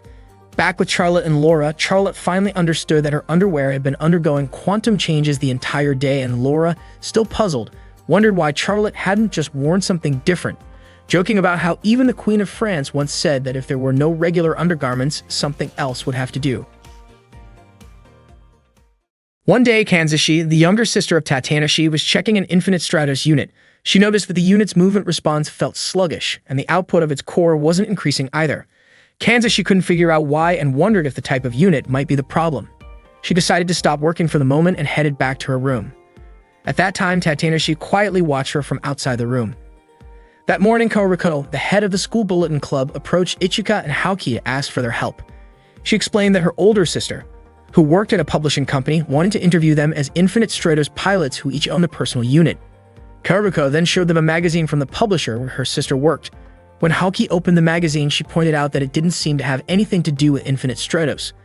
Kaoruko then asked if this would be their first time receiving such a request, since people who own their own Infinite Stratos units usually became the center of attention, similar to idols, and sometimes even worked as models. Ichika turned to Haoki, wondering if that was true, but Haoki didn't know either. Suddenly, Lingyan showed up, excited to show a photo of herself where she worked as a model. Ichika immediately stalked her, guessing that Lingyan's pose was probably strange. Lingyan denied it and quickly showed a photo on her phone anyway. Ichika admitted that the pose was actually not bad, so Lingyan went on to show a few more photos. Not long after, the school bell rang and Kaoruko said goodbye. Right at that moment, Chifuryu walked up, lightly tapped Lingyan on the head, and told her to get back to Class 1-2. That day, Chifuryu was teaching Class 1-1. She explained some of the most effective moves for close-range combat and how to keep distance from an opponent. Meanwhile, in Class 1-4, Kanzashi was busy working on the programming for her Infinite Stratos. Her classmates were chatting about a special event that only pilots with their own personal units could attend. Kanzashi planned to join, but unfortunately, her unit still wasn't finished. Her friends hoped she would complete it in time. After school, Ichika accompanied Haoki for kendo practice. While they trained, Ichika asked what Haoki thought about Kaoruko's interview request earlier that morning. Haoki firmly refused, saying that showing herself off like an object went against her principles. Ichika admitted he had already expected her to say that. Suddenly, Kaoruko appeared to follow up about the interview. Ichika was about to give Haoki's answer, but before he could speak, Kaoruko offered them a meal coupon for a 3-star hotel as a thank you. Ichika tried to decline, but Haoki took the coupon and accepted the interview request instead. Kaoruko smiled and told them the interview would be held on Sunday, then left before Ichika could say anything. Surprised, Ichika questioned Haoki about her principles, but Haoki calmly replied that her principles could change depending on the situation. Ichika didn't quite understand why she would say that. Haoki then asked if they would go together to use the meal coupon, and Ichika confirmed they would, since he would also be at the interview.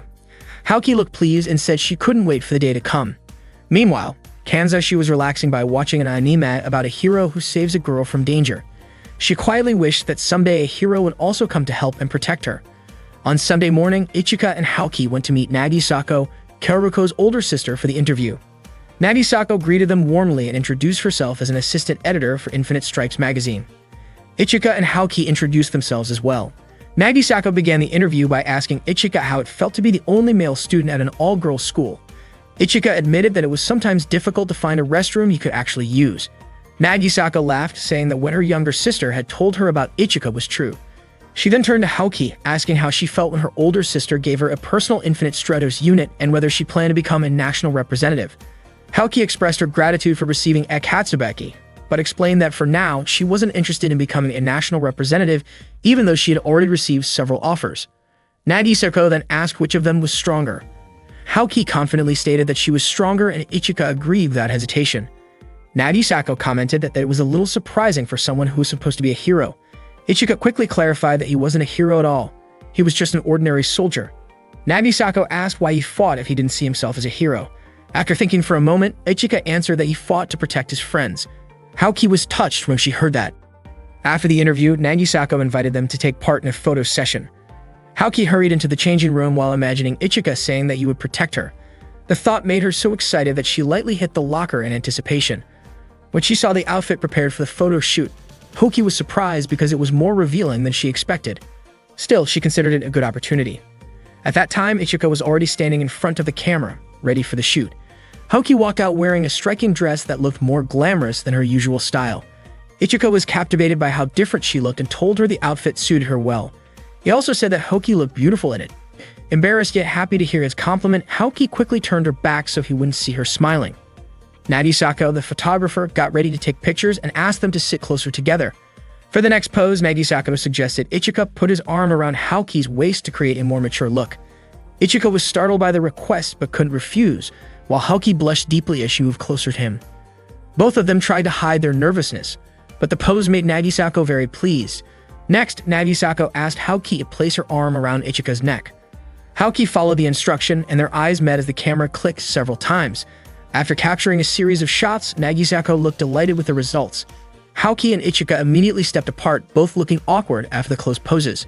Nagisako thanked them for their cooperation, and the photo session ended. Soon after, Hoki and Ichika left together. As they walked side by side, Hoki secretly wished they were completely alone because Ichika's presence felt so close. The thought made her cheeks flush as she imagined what it might feel like if they shared a quiet moment together. Suddenly, the heel of Hoki's shoe got stuck in a small gap on the pavement, causing her to stumble. She quickly grabbed Ichika's arm to keep her balance. Ichika immediately asked if she was alright, but Hoki reassured him that she was fine. One of her heels had slipped off, so she removed the other one to walk more evenly. However, as they continued, Hoki nearly fell again because her ankle was starting to hurt. Ichika caught her in time and told her not to push herself, especially since she had never worn high heels before. Concerned for her, he crouched down and offered her a piggyback ride so she wouldn't strain her foot. Hoki hesitated at first but eventually climbed onto his back. Ichika carried her the rest of the way. Hoki thanked him sincerely while Ichika calmly said it was only natural for him to protect her. Hearing that made Hoki's face grow even warmer. Exhausted from the long day, Hoki eventually fell asleep on his back and unconsciously murmured Ichika's name, softly expressing her feelings for him in her sleep. That night, Madoka was still awake when Squall entered her room to discuss a recent incident. Squall reminded her that her mission was only to steal an Infinite Stratos unit from another country. To test Madoka's awareness, Squall suddenly activated her own Infinite Stratos and made a quick move toward her. Madoka reacted instantly, impressing Squall with her sharp reflexes. Squall repeated that for now, Madoka was still an important member of Phantom Task. Madoka admitted that she wanted to set things right, and Squall asked if this was about Ichika. Madoka said that Ichika was not an enemy and that she could defeat him if she ever truly wanted to. Squall guessed it might instead involve Chifuyu and suggested that defeating Chifuyu should have been easy, since Chifuyu currently had no Infinite Stratos unit. Hearing this, Madoka kicked Squall in frustration, refusing to let anyone underestimate Chifuyu. In Madoka's eyes, Squall was no match for her. Squall left the room but reminded Madoka to stay in line until the next mission. Meanwhile, Ichika was walking through the dormitory halls, still thinking about what Madoka had said during their previous encounter. On his way, he ran into Chifuyu and asked whether they had any other family members, perhaps a younger sister. Chifuyu firmly replied that Ichika was her only family. The next day, Maya announced that there would be a team match designed to improve the skills of pilots who own their own Infinite Stratos units. Since more and more Infinite Stratos units have been stolen around the world, cooperation between personal unit owners was becoming more important. During lunch break, Charlotte brought a homemade meal for Ichika. Ichika felt really happy and thanked her. They enjoyed their lunch together on the school rooftop. Ichika commented that Charlotte was great at cooking Japanese dishes. Charlotte felt delighted to hear his compliment. Not long after, Lingyan showed up and asked Ichika to taste the stir-fried meat she had made. Ichika enjoyed the flavor, which made Lingyan smile with satisfaction. Charlotte and Lingyan exchanged sharp looks at each other. Ichika casually mentioned that anyone who could cook that well would make a wonderful wife someday. Both of their faces turned red after hearing that, and they began competing to feed him bites of their dishes. Ichika felt puzzled by their kindness, but they simply smiled and said it was nothing unusual. Charlotte then asked what kind of partner Ichika would want to team up with for the upcoming match. Ichika admitted that his shooting skills were still weak, so he hoped for a partner who could protect certain areas while focusing on teamwork to build compatibility. Curious in return, he asked what kind of partner Lingyan and Charlotte would like. Lingyan said she wanted someone who would help her when cornered and fight seriously at her side. Charlotte agreed with Lingyan's answer and added that she also wanted a partner who could think quickly during a match. After training, Ichika returned to his room and was surprised to find Tatanashi already waiting for him. Tatanashi earnestly asked Ichika to look after her younger sister. She showed him a photo of her sister Kanzashi and explained that Kanzashi was quiet and reserved but possessed decent abilities. Kanzashi was representing Japan, yet she still did not have a personal Infinite Stratos unit, and that, according to Tatanashi, was partly because of Ichika. Ichika was startled by the news. Tatanashi explained that Kanzashi's personal unit was being developed by the same company that handled Ichika's Byakushiki. However, since Byakushiki was given priority, Kanzashi's unit had been delayed. Ichika apologized sincerely. Tatanashi then asked him to pair up with Kanzashi for the team match, even bowing her head to plead with him. Ichika wondered if he needed to invite Kanzashi himself. Tatanashi requested that he not mention her name when making the invitation. Ichika suspected there might be tension between Tatanashi and her sister, and Tatanashi did not deny it. Understanding the situation, Ichika promised to try convincing Kanzashi. The next day, Laura approached Ichika and asked him to sign the registration form for the team match because she wanted to be his partner. Ichika declined, explaining that he had already promised to team up with someone else. Hearing this shocked Laura and the others nearby. Laura, frustrated, declared that she was his wife and questioned why he would choose someone else. In her agitation, she activated her weapon, ready to confront him. Fortunately, Shifuyu quickly stepped in to stop her and firmly scolded Laura for activating a weapon in class. Laura insisted she was only dealing with a matter between husband and wife. Shifuyu sharply replied that she had no need for an overconfident sister-in-law. Her words struck Laura deeply. Shifuyu then instructed Ichika to escort Laura back to her seat. Later that afternoon, Ichika trained with Haoki. Haoki commented that he was too slow. When Ichika fired a shot at her, Haoki easily deflected it and launched a counterattack, steadily draining Ichika's shield energy. Despite his efforts, Ichika still could not defeat her. After the training, Haoki quickly changed her clothes, feeling pleased about her victory. She felt even happier because Ichika had mentioned having a partner, and she confidently believed that he meant her. At the same time, Cecilia was also changing clothes and felt cheerful, certain that she was the one Ichika had chosen. Haoki was surprised to see Cecilia in such high spirits. They exchanged greetings, each quietly convinced that she was the chosen partner.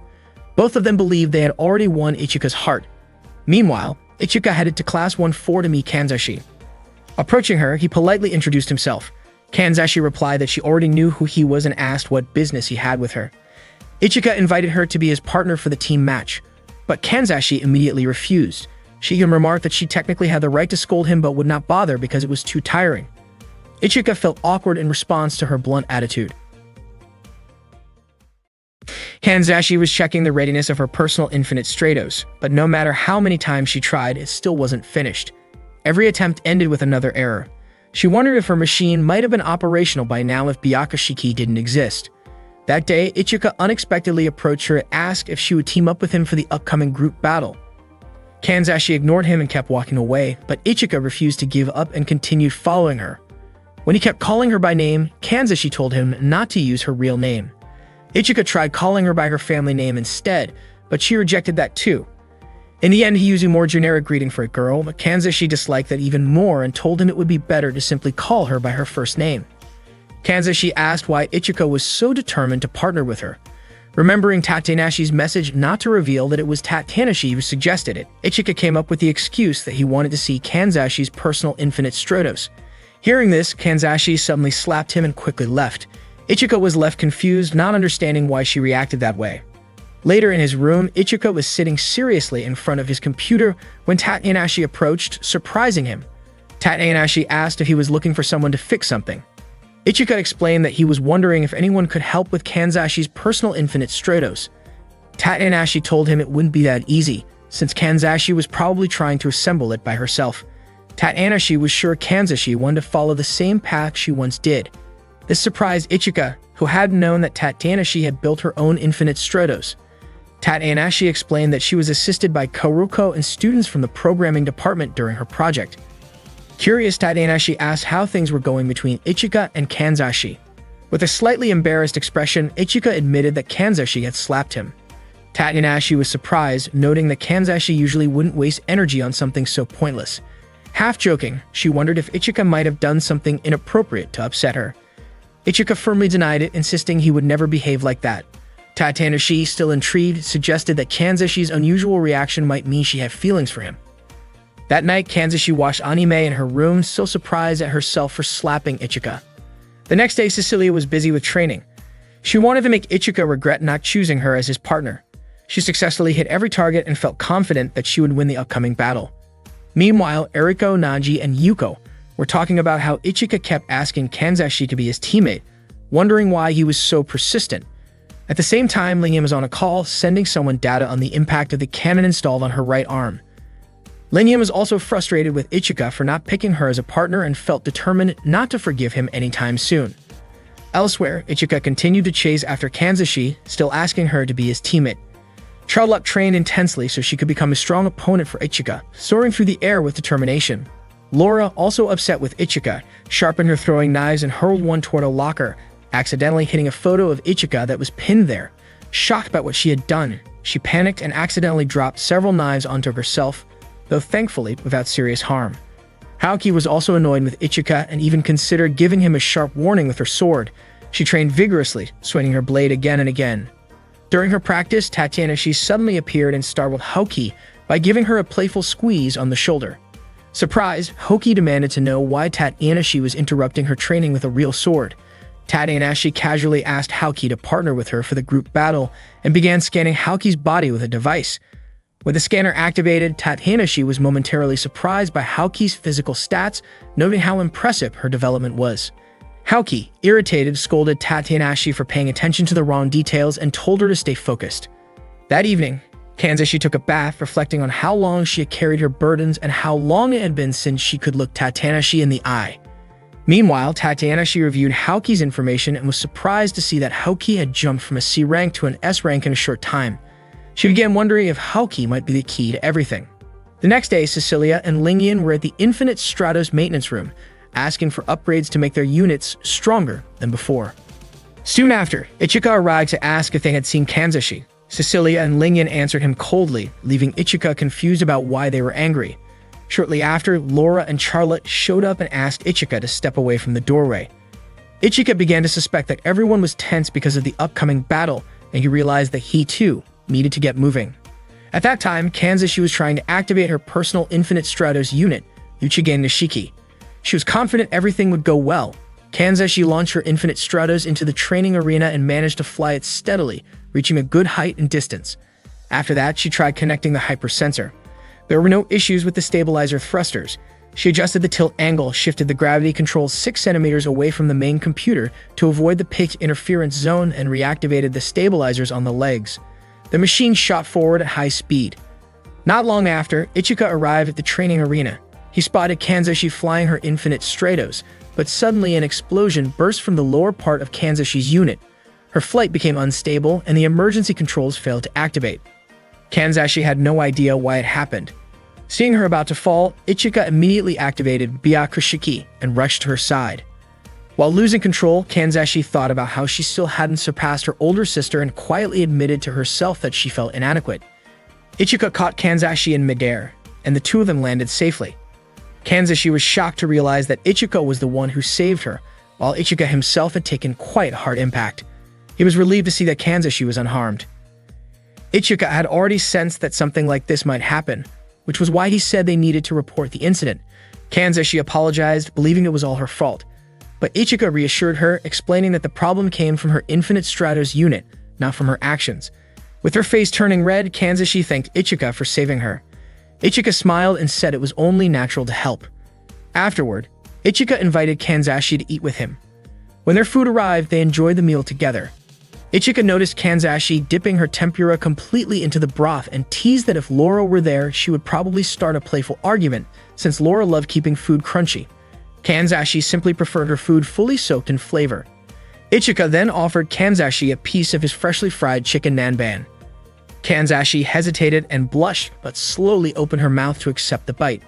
Smiling, Ichika asked if he could try some of her tempura, but Kanzashi quickly and shyly refused to share her food.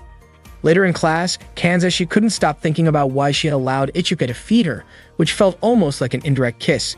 Her heart raced every time she imagined him, and she couldn't figure out why she felt that way. Before she could calm down, Ichika approached her and asked if she would partner with him for the upcoming match. Kanzashi hesitated, unsure of herself. Ichika encouraged her, saying she would never know what she was capable of unless she tried. Even though Kanzashi still looked uncertain, Ichika assured her there was nothing to be afraid of. In that moment, Kanzashi suddenly saw Ichika as a heroic figure, just like the characters she admired in her favorite anime.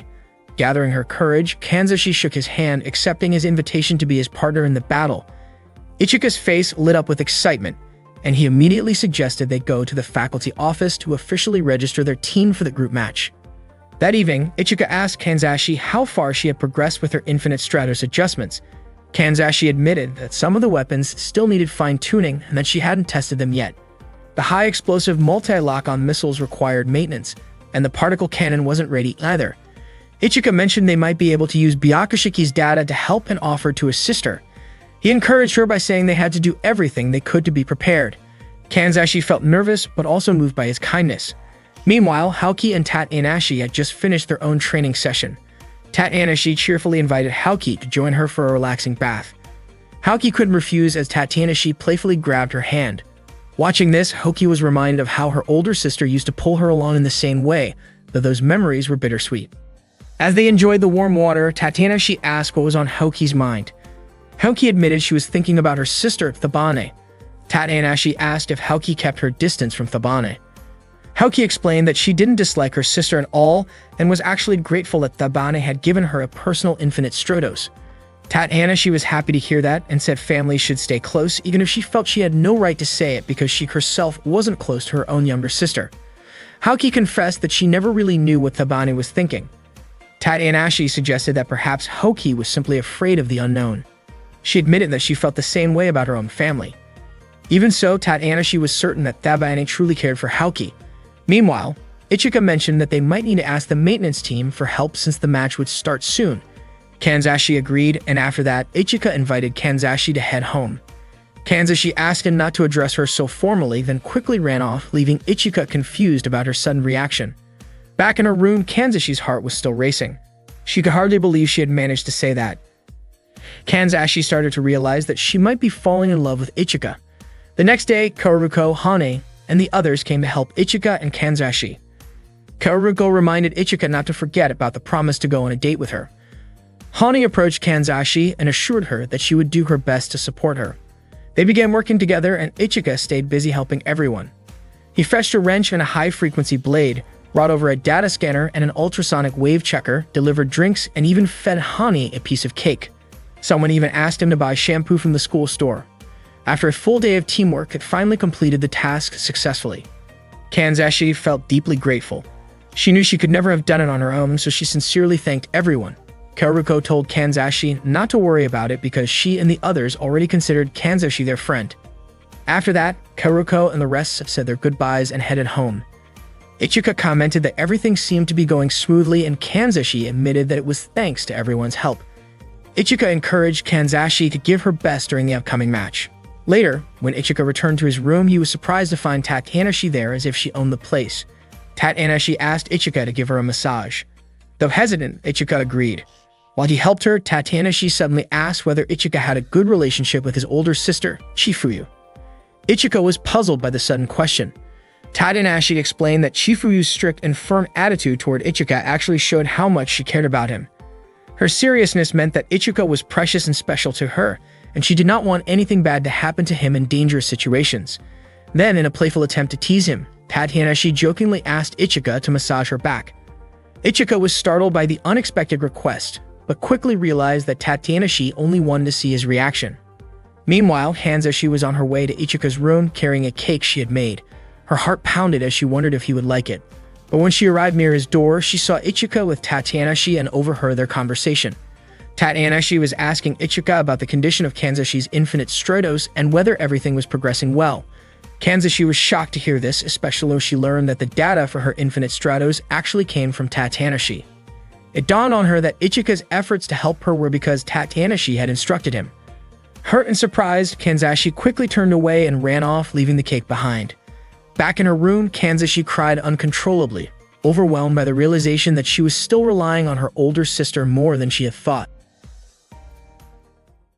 Kanzashi cried her heart out after realizing that it was Tatanashi who had been helping her all along. The next morning, Kanzashi was still haunted by the words Tatanashi and Ichika had said the night before, and it made her feel deeply sad. That day, Kanzashi didn't attend class. Ichika couldn't understand why Kanzashi was absent. On the same day, the opening ceremony for the team matches was held, and Tatanashi, as the student council president, gave a welcome speech in front of all the students. Ichika kept searching for Kanzashi's whereabouts. At that time, Kanzashi was still in her room. She felt as if she had no right to do anything because Tatanashi had already done everything better.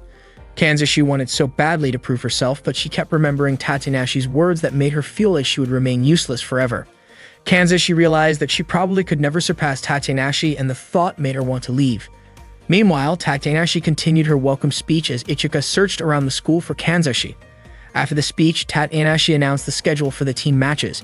Ichika kept calling out for Kanzashi, but suddenly an emergency alert sounded. Maya quickly informed Chifuyu that their school was under attack by unmanned Infinite Stratos units, more advanced than the ones that had attacked in the past. There were 5 enemy units, each heading toward a different area of the arena to target students who had their own Infinite Stratos suits. Chifuyu ordered all teachers to prioritize the students' safety and instructed the combat trainers to prepare for battle. She had already suspected that the enemies would eventually show up. At that moment, Lingyan was already facing one of the unmanned Infinite Stratos units.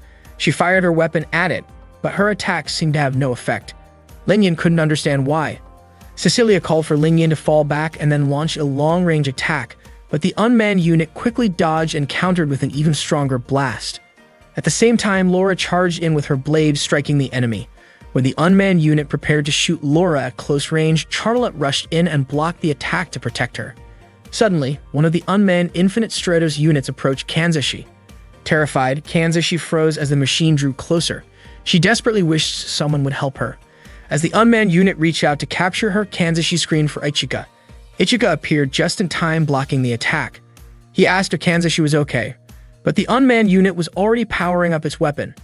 Ichika urged Kanzashi to activate her own Infinite Stratos immediately to protect herself. Kanzashi quickly activated her suit and saw Ichika struggling to hold back the enemy's heavy attack. Seeing him fight so hard inspired Kanzashi to join the battle. She powered up her weapon and struck the unmanned unit.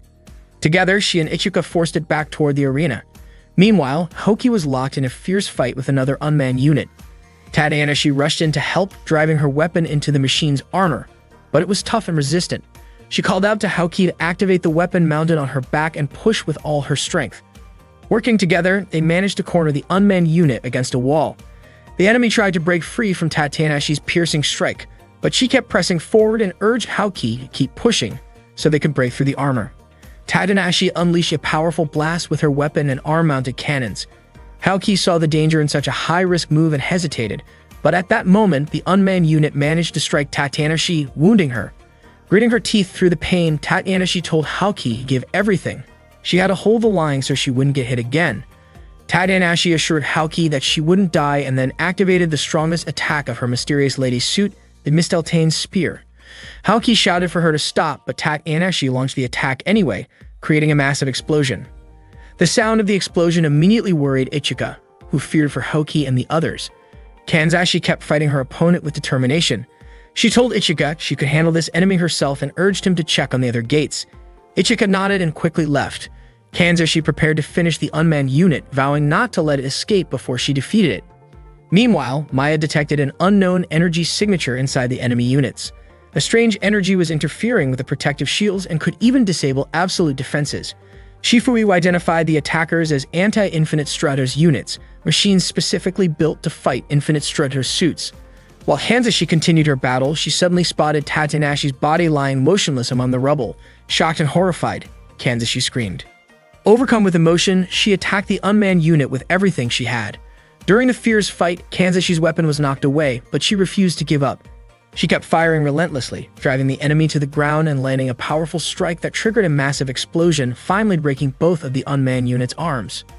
Kanzashi saw the enemy's core and aimed to destroy it, but her weapon's energy had been completely drained. At that moment, another unmanned unit fighting Ichika hurled him toward Kanzashi, knocking her down. Kanzashi cried out in panic as she saw Ichika fall beside her.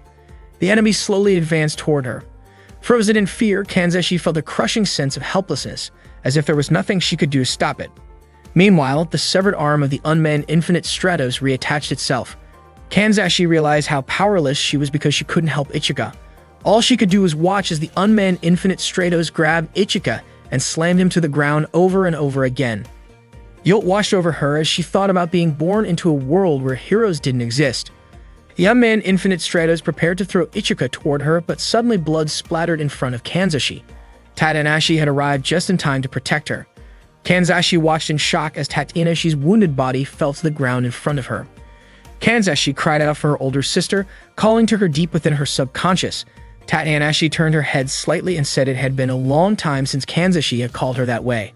Kanzashi insisted that it was impossible for heroes to exist in a world like this.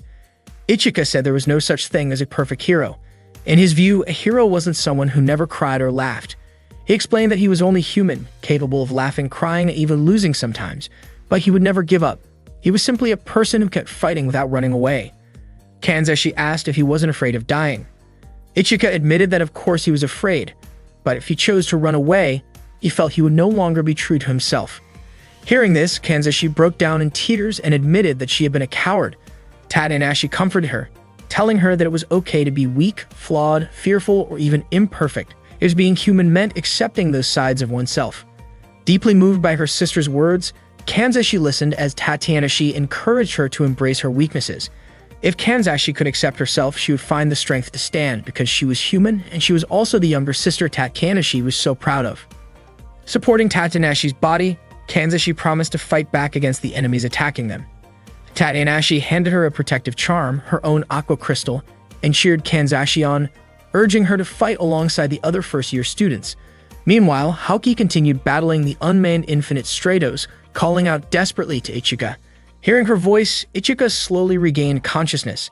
Haoki urged him to use Ryuraka Byakuya, but Ichika couldn't because his weapon's energy had already been depleted. Haoki then told him to try Kenran Budo instead. At that moment, the unmanned Infinite Stratos launched an attack on Haoki. She wished aloud that they had more time. Kanzashi rushed in to help, firing at the unmanned machine to buy them precious seconds. Ichika was shocked to see her there. Kanzashi told him firmly that he must not hesitate. The unmanned Infinite Stratos then turned its attention toward Kanzashi, chasing her relentlessly. As it pursued her, Haoki transferred energy to Ichika. Kanzashi switched to manual guidance mode and prepared the Yama Arashi 48 missile warheads, taking full manual control of the system. She launched several missiles at the unmanned Infinite Stratos. The missiles tracked their target and exploded on impact, but to their surprise, the machine seemed nearly indestructible and continued its assault, firing back at Kanzashi. Fortunately, Haoki rushed in and deployed a protective shield to block the enemy's shots. She shouted as she unleashed the full power of her Akatsubaki unit. Haoki used a new weapon called Yugachi and successfully destroyed the left arm of the unmanned Infinite Stratos. Seizing the opportunity, Ichika charged in and struck at close range, shattering the machine's right arm. Kanzashi then fired another round of missiles, triggering a massive explosion across his body. But the blast wasn't enough to finish it. At that moment, the aqua crystal Tadanashi had given Kanzashi attached itself to the core of the unmanned Infinite Stratos. Tadanashi snapped her fingers, detonating the crystal from a distance. The unmanned Infinite Stratos was completely destroyed in an instant. Tadanashi smiled in relief as Haoki, Kanzashi, and Ichika finally felt the weight lift from their hearts. At the same time, Lingyan succeeded in destroying the core of another unmanned Infinite Stratos. She and Cecilia defeated their opponent together. Elsewhere, Charlotte and Laura also managed to bring down their own unmanned Infinite Stratos, securing victory on all fronts. Tadanashi slowly regained consciousness that afternoon, lying in the student infirmary. When she tried to sit up, a sharp pain made her stop, and Kanzashi gently asked her to stay lying down and rest. Their eyes met, and for a moment it felt like the distance between them had disappeared. It had been a long time since they had been this close, and Tadanashi realized that it was all thanks to Ichika. She wondered why she had even asked Ichika for help in the first place, thinking that maybe, deep down, she wanted to be closer to him. Kanzashi suddenly noticed that Tadanashi's face had turned a soft shade of red and asked why she looked flustered. Embarrassed, Tadanashi quickly said that maybe it was just the glow of the evening sky making her cheeks look that way. Kanzashi lowered her gaze and apologized, admitting that she felt she hadn't been a good little sister to Tadanashi all this time. Tears welled up in Kanzashi's eyes as she spoke. Moved by her words, Tadanashi reached out and gently stroked her sister's head, telling her that none of what she said was true because Kanzashi was her precious and strong little sister, and nothing could ever change that. Hearing those words, Kanzashi was overcome with emotion, hugging her sister tightly as she cried in relief. Later that night, Maya was in a quiet discussion with Chifuyu about the unmanned Infinite Stratos units. These machines had been upgraded, but the key issue was that they were unregistered and only 2 of them could be repaired. Chifuyu calmly instructed Maya to inform the government that all of the units had been destroyed. Maya hesitated, worrying that such an action might put the school at risk, but Chifuyu reassured her with firm resolve, saying that she would risk her entire life if it meant protecting even 1 or 2 schools. The following day, Kanzashi found herself lost in thought, debating whether she was ready to confess her feelings to Ichika. After mustering all her courage, she finally walked to Ichika's room and knocked on the door. Ichika opened it and looked at her with a curious expression, asking what brought her there. With slightly trembling hands, Kanzashi handed him a neatly wrapped package she had prepared. When Ichika opened it, he found an anime cassette inside. His face lit up with delight as he recognized it from his childhood, remembering how he used to watch that anime and smiling warmly at the memories. He asked Kanzashi if she liked it too. Kanzashi's cheeks turned bright red as she admitted that she did. Ichika smiled at her response, which only made her blush even more. Her heart pounded and her whole body trembled as she nervously blurted out that she liked Ichika very much. Then, overwhelmed with embarrassment, she quickly turned and ran away. Ichika stood there, confused by her sudden outburst, wondering why she had acted like that. Meanwhile, Kanzashi felt a strange sense of relief for finally expressing her feelings, even though she immediately began to second-guess herself. Did she say something strange? Only then did she realize that Ichika's question might have only been about the anime, and it dawned on her with a mix of panic and disbelief that what she might have actually said sounded more like she was declaring how much she loved anime instead. That day, Kanzashi sat in the cafeteria with the girls who owned their own Infinite Stratos units. Everyone looked tense, and Lingyan was already impatient to hear Kanzashi's confession. Charlotte gently asked Lingyan to calm down since Kanzashi seemed frightened. Laura, on the other hand, suggested a rather harsh way to get the truth, which made Kanzashi even more nervous. Charlotte quickly handed Kanzashi a drink, and Kanzashi thanked her. Charlotte's warm smile turned into a sharp, focused look as she asked Kanzashi to explain everything. Cecilia and Haoki were also eager to hear Kanzashi's answer, wondering if she and Ichika were actually dating. Kanzashi was shocked by the question, and with her face turning red, admitted that she and Ichika were not in that kind of relationship. Lingyan and Haoki were surprised to hear that Kanzashi had already started calling Ichika by his first name. Stammering, Kanzashi explained that there was no chance between her and Ichika, so they were not a couple. The tense atmosphere softened after that. Cecilia commented that it seemed like all their worries were unnecessary. Haoki apologized to Kanzashi, and Kanzashi told everyone they could call her by her first name. Lingyan also allowed Kanzashi to call her by her first name in return. Laura then invited Kanzashi to join their training after school, and Kanzashi happily agreed, feeling very grateful. That same day, Ichika was asked to help Maya with body measurements for the students. Maya approached Ichika and handed him a measuring tape. Ichika asked why she was giving it to him. Maya explained that the tape was for measuring the students because, after an incident involving an unpiloted Infinite Stratos, they needed to adjust the suits accurately, which required precise measurements. Ichika said his concern was not the measurement itself, but why he had to be the one doing it. Maya admitted that she initially disagreed with the decision as well, but the student council had already made the call. Ichika immediately realized that Tatianashi must have been behind it, and he was not happy about it. Suddenly, Shifumi raised her voice, asking why Ichika was making such a fuss. She gave him a firm tap on the head with her book and told him to stop overthinking something so simple. Ichika argued that it felt like a setup rather than a task. Shifuyu told him not to look so miserable, then handed him a blindfold before walking away. Ichika thanked her sincerely, but when he put the blindfold on, he discovered that it was see-through, which only made him more frustrated. The students were already lined up for the measurements, excited when they realized Ichika would be the one taking them. Maya instructed everyone to change into light clothing so measurements could be taken accurately. She told Ichika to call out the numbers while she recorded them. Maya then gently pushed Ichika into the measuring booth and closed the curtain. The first student to step inside was Kyoka. Ichika, startled, quickly turned his back and decided to keep his eyes closed, trying to stay calm. He asked Kyoka to raise her arms so he could take her measurements. Still blindfolded, he carefully placed the measuring tape, but his nervousness made the situation awkward. Kyoka, surprised by his clumsy movements, pointed out that he was measuring the wrong area. Ichika immediately apologized and tried to adjust, sweating from the embarrassment. Kyoka politely asked him to stop for a moment to avoid further confusion. Hearing the commotion, Haoki and the others opened the curtain and immediately scolded Ichika. They were shocked by what they thought they saw and quickly confronted him, leaving Ichika panicked and trying to explain himself. Later that afternoon, Ichika and the girls gathered on the school rooftop to eat lunch together. Cecilia looked a little down after learning that her waist size had increased by 5 centimeters. Lingyan admitted that her weight had gone up even though her figure hadn't changed much. Haoki remarked that changes in weight could reflect changes in mindset, so she needed to add more training hours. Ichika found it strange that the girl was worried about such things, since to him they looked exactly the same. Cecilia complained that Ichika was too oblivious to notice details about them. Curious, Cecilia asked what Ichika was eating. Ichika said it was the lunch Haoki had prepared for him that morning. Lingyan and Charlotte were surprised, realizing Haoki had gone out of her way to cook for him. Haoki blushed and explained that she simply made too much food. Ichika thanked her sincerely, especially since her fried chicken was delicious. Haoki's face turned even redder from the compliment, making Lingyan and Cecilia feel a little jealous. Ichika also praised Lingyan's sweet braised pork and Charlotte's pot au feu, saying both dishes were amazing. Cecilia, her cheeks flushed, nervously asked how her own cooking compared. Lingyan jokingly whispered to Ichika that Cecilia's cooking might be better left a mystery for everyone's safety. Cecilia grew even more curious about what they were whispering about.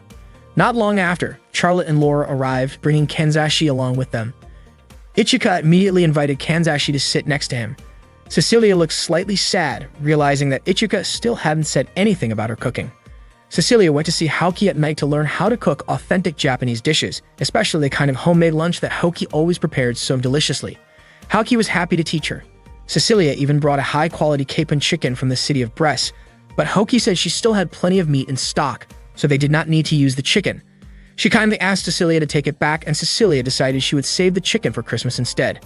Haoki began preparing everything, carefully setting out the ingredients.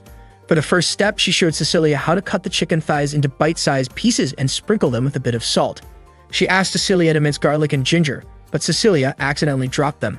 When it was time to heat the oil, Cecilia misunderstood and almost hugged the container of oil instead, making Haoki worry for a second. After frying the chicken, they let it drain for about 3 minutes. Not long after, Haoki's phone rang. She asked Cecilia to continue cooking while she stepped away. Wanting to make the dish look more appealing, Cecilia tried adding her own creative touch. She sprayed a bit of perfume to enhance the aroma and even coated the chicken with mustard. When Haoki returned, she was curious about the unusual smell and decided to taste it. The next day, Haoki did not come to school because she felt sick. Ichika was surprised because it was rare for Haoki to miss class, and he wondered what could have caused her sudden illness. Charlotte was puzzled too, since Haoki had sounded perfectly fine during their phone call the night before. The following day, Cecilia asked Charlotte to teach her how to make pot au feu. Laura was resting nearby, exhausted from training. Charlotte reminded Cecilia not to wake her up. Charlotte began chopping vegetables and asked Cecilia to cut the sausages diagonally. Impressed by how well Cecilia sliced them, Charlotte complimented her. Cecilia explained that Haoki had taught her how to cut ingredients the previous night, surprising Charlotte. Cecilia mentioned that Haoki suddenly got sick after cooking with her, which she could not understand, but she was sure Haoki would feel better after eating the pot au feu. Charlotte quietly wondered if Haoki's illness might have been caused by tasting Cecilia's cooking, but she quickly brushed the thought aside, especially since they were preparing the dish together this time. While they waited for the stew to finish, they heard Laura making noises as if she was having a bad dream. Charlotte hurried to check on her, leaving Cecilia to watch the pot. Cecilia noticed the color of the stew looked a bit dull. Soon after, Charlotte returned, drawn in by the savory aroma, and tempted to taste the dish early. Later that night, at around 2 in the morning, Laura woke up and noticed Charlotte asleep nearby. Feeling hungry, she headed to the kitchen and found the pot au feu still warm in the pot. Believing Charlotte had made it for her, Laura gratefully enjoyed the meal and silently thanked them for the thoughtful gesture. The next morning, Charlotte and Laura were both absent from class. Cecilia was confused since Laura had gone to bed early the night before. Ichika added that both Charlotte and Laura had seemed perfectly fine when he visited Haoki. Cecilia began to wonder if maybe the food they ate was not quite right. Ichika noticed Cecilia's fingers looked slightly injured and asked about it. Embarrassed, Cecilia blushed and insisted it was nothing. She then invited Ichika to have lunch with her, promising to prepare a homemade lunchbox for him. Ichika agreed, making Cecilia extremely happy and excited. Not long after, Kanzashi entered Ichika's classroom carrying a beautifully prepared lunchbox she had made for him. Cecilia was stunned when she saw it. Kanzashi's bento was decorated with intricate designs of heroes, looking more like a piece of art than food.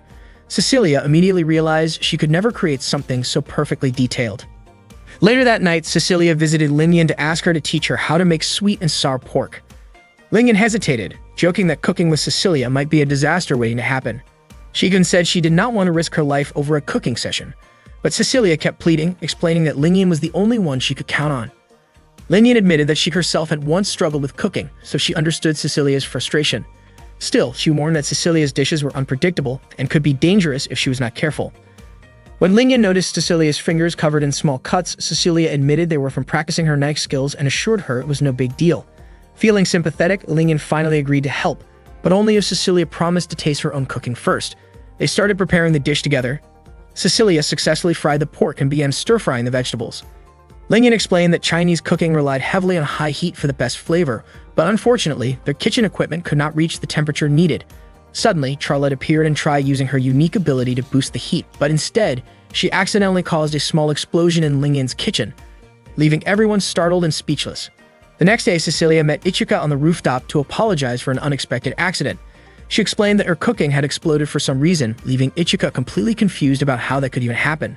Cecilia looked genuinely sad because she really wanted Ichika to taste her homemade dish. Wanting to cheer her up, Ichika suggested that they cook something together instead, and he offered to teach her how to make one of his favorite foods. They headed straight to the kitchen and began their cooking session. Cecilia looked a little nervous at first. Ichika asked her to hold a ball of rice and fill it with the prepared ingredients. Curious, Cecilia pointed to a bright red filling and asked what it was. Ichika explained that it was yuumboshi, a pickled plum.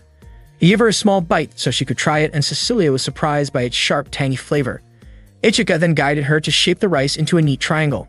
Seeing Cecilia's focused expression as she pressed the rice together made Ichika laugh softly. Cecilia, slightly puzzled, asked why he was laughing. Ichika told her that her expression looked adorable. Hearing that, Cecilia's cheeks turned pink with embarrassment. As Ichika moved a little closer to help guide her hands, both of them felt a nervous but warm atmosphere building between them. Before long, the onigiri rice ball was perfectly shaped. Cecilia smiled and asked Ichika to teach her one more time, enjoying the closeness of the moment as they worked together. That evening, Thabane was having dinner with Squall at a quiet cafe. She enjoyed the ribs and wine that Squall had arranged for her, though she mentioned that everything was great except for a soup that strangely tasted like it had a sleeping aid. Squall then asked if Thabane had thought about designing a personal Infinite Stratos unit for Phantom Task. Thabane replied that it sounded troublesome and casually ordered dessert instead. Taking advantage of the distraction, Squall gave a subtle signal to Reiko, who quickly pointed a gun at Thabane. However, Thabane reacted with remarkable speed, knocking Reiko down before she could act. Thabane calmly remarked that both her mind and body had exceptional capabilities. Moments later, Silent Zephyrus appeared and aimed a weapon at her as well. Rather than being intimidated, Thabane admired the impressive Infinite Stratos unit. She leaped gracefully into action, skillfully countering Silent Zephyrus, until the pilot was forced to shut down the machine. During the confrontation, Thabane nearly overpowered the pilot but stopped short of causing serious harm. When she finally got a clear look at the pilot's face, she began to laugh and confidently guessed the girl's full name, Madoka, without being told. Both Madoka and Squall were shocked at how easily Thabane figured it out. With a playful smile, Thabane said she wouldn't mind creating a personal Infinite Stratos just for Madoka. She even invited Madoka to come along with her, though she politely asked Squall for permission first. Squall firmly refused, concerned it could lead to complications. Still curious, Thabane asked Madoka what type of Infinite Stratos she preferred, long-range weapons, close-range combat, or a special customized design, clearly excited by the idea of building a unique machine just for her. Cecilia, Laura, Lingian, and Haoki were playing cards together during their field trip on the train. They were all confident that they could win the game, since the winner would have the right to be in the same group as Ichika during the trip. Ichika brought a camera to capture memories from the trip, but as the class representative, he was assigned to take landscape photos and wasn't grouped with anyone. Haoki and the others were surprised to learn that Ichika wouldn't be joining any group, and they felt disappointed that he only revealed it at that moment. Ichika, on the other hand, was confused about why they were so upset with him. Maya commented to Chifuyu that she hoped the trip would turn into a fun learning experience, and Chifuyu agreed with that thought. When they arrived at their destination, Ichika was amazed by the beautiful scenery. The students hurried to the inn, moving so quickly that they accidentally stepped on him. Maya announced to everyone that they were free until late afternoon, since they would be visiting Kiyomizu Temple later that day. Chifuyu reminded everyone to be on time for the temple visit. Maya waited for Ichika because she wanted to show him something inside his suitcase. Not long after, Kanzashi approached Ichika, curious about what was inside. Suddenly, the suitcase began to move, and when it opened, it revealed Tatenashi inside. Everyone was shocked to see her there. Kanzashi immediately tried to push Tatenashi back into the suitcase. Ichika and Kanzashi quickly placed the suitcase into the back of a car, and the car drove away. It turned out that the real Tatenashi had been hiding behind a wall all along, secretly observing them. That afternoon, Cecilia stood in front of the temple, feeling as if autumn, or perhaps the season of love, had arrived. Ichika came over while holding his camera and casually told her she looked beautiful. Cecilia's face turned red when she heard his compliment. Thinking that Ichika wanted to take her picture, she smiled as sweetly as possible for the camera. After Ichika took the photo, Cecilia rushed over to see the result, only to find out that the beautiful thing Ichika had mentioned was actually the scenery, not her. Ichika had been focused on photographing the view. Cecilia scolded him for this, and when Ichika asked if it was because the photo turned out blurry, she became even more frustrated. Soon after, Haoki and the others asked Ichika to take their pictures, and he happily agreed. Other students quickly followed, each wanting their photo taken by Ichika near the temple, striking different poses. After he finished photographing everyone, Ichika continued exploring the area in search of more scenic shots. Meanwhile, Charlotte was walking alone when she spotted Ichika and called out to him, asking what he was doing. Ichika explained that he was trying to retrieve the lens cap that had fallen beneath a wooden plank. Charlotte offered to help, thinking her smaller hands might reach through the narrow gap. She crouched down and reached for the lens cap, but the dark space made it difficult to grab. She tried several times until she finally managed to get it. During the process, her skirt shifted slightly, and Ichika, who noticed this, quickly turned his face away, his cheeks turning red. Once Charlotte handed the lens cap to him, she noticed Ichika's nervous expression and asked why he looked so flustered. Ichika quietly explained that her skirt had lifted a little. Surprised, Charlotte immediately adjusted her clothes with her hands. Ichika apologized for the situation. Charlotte told him she would forgive him if he agreed to keep her company for a while, and Ichika agreed. Charlotte then happily held his hand. Later, the temple became crowded with students on the field trip. Lingyan, who normally didn't pray to deities, decided to make a wish because the temple was famous for blessings of love. While pouring water over the deity statue, she secretly wished that Ichika would notice her feelings. Cecilia arrived just as Lingyan finished her prayer. Both of them felt nervous and exchanged small talk, clearly embarrassed to admit that they were both hoping for a romantic miracle from the temple. Unexpectedly, Laura appeared and prayed for a future blessed with many children. Lingyan was puzzled by Laura's wish, only to learn that Laura was simply copying what other visitors were praying for. Not long after, Charlotte and Ichika showed up. Charlotte looked flustered, realizing that the others had seen her together with Ichika. Cecilia asked why Charlotte had been alone with him, while Lingyan teasingly guessed that they might have just gone on a date. Charlotte quickly denied it, and Ichika assured them that there was no way they had been on a date. He reminded them not to get too angry, joking that too much frowning would make them age faster. Ichika encouraged everyone to enjoy the school trip together instead. Unexpectedly, their expressions turned intimidating as they grew irritated by his words, causing Ichika to dash away while they chased after him. Meanwhile, Maya was walking behind Chifuyu and asked if something was bothering her, since Chifuyu had looked gloomy for a while. Chifuyu explained that she just wanted the students to enjoy their school field trip, especially because the school and the students had already been attacked by enemies several times before. She reminded Maya to stay alert and keep an eye on the surroundings. At that moment, Ichika was walking alone, having just managed to escape from a group of girls who had been chasing him in frustration. Suddenly, Hani appeared wearing a traditional outfit and greeted Ichika. Hani admitted that she was being chased by Kanzashi. Sure enough, Kanzashi soon showed up, looking exhausted from running after Hane. Ichika asked why Kanzashi was running around in such clothes. Kanzashi explained that her friends had pressured her into renting the outfit, and although she hadn't wanted to wear it, she had no choice. Ichika commented that the traditional outfit actually suited Kanzashi very well. Before they could continue talking, a knife suddenly flew down from above, almost hitting Ichika. It turned out that Laura had thrown it. Not long after, Charlotte, Lingyan, and Cecilia appeared, all of them looking upset because they were annoyed that Ichika had complimented Kanzashi's outfit. They immediately chased after Ichika. Without thinking, Ichika quickly carried Kanzashi in his arms and ran away. Kanzashi's face turned bright red because she was being held so close to Ichika. Unfortunately, their escape did not last long as they accidentally bumped into Haoki, who was sitting on a cart.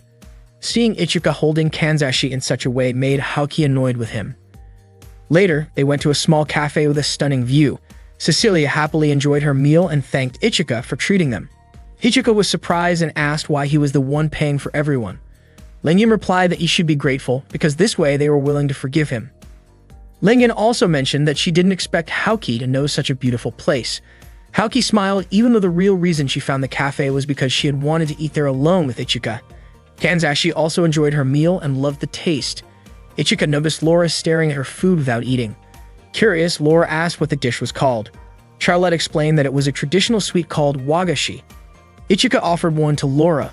Laura hesitated, saying the treat looked so cute that it felt wrong to eat it, as if the dessert itself was asking her not to. She looked a little sad, but she still really wanted to taste it. Ichika encouraged her to try it, assuring her it was delicious.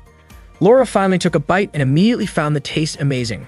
The scenery around them was breathtaking, and Ichika enjoyed the view from a bridge. He stood quietly, remembering his memories with Chifuyu from when he was a child up to the present. He recalled how Chifuyu always reminded him to never forget the people who were part of his past. Ichika also thought of Haoki, who had been his friend when they practiced kendo together. Before long, Haoki approached him. Ichika asked why she was alone, and Haoki explained that she had become separated from the others. She told him about a beautiful bamboo forest nearby.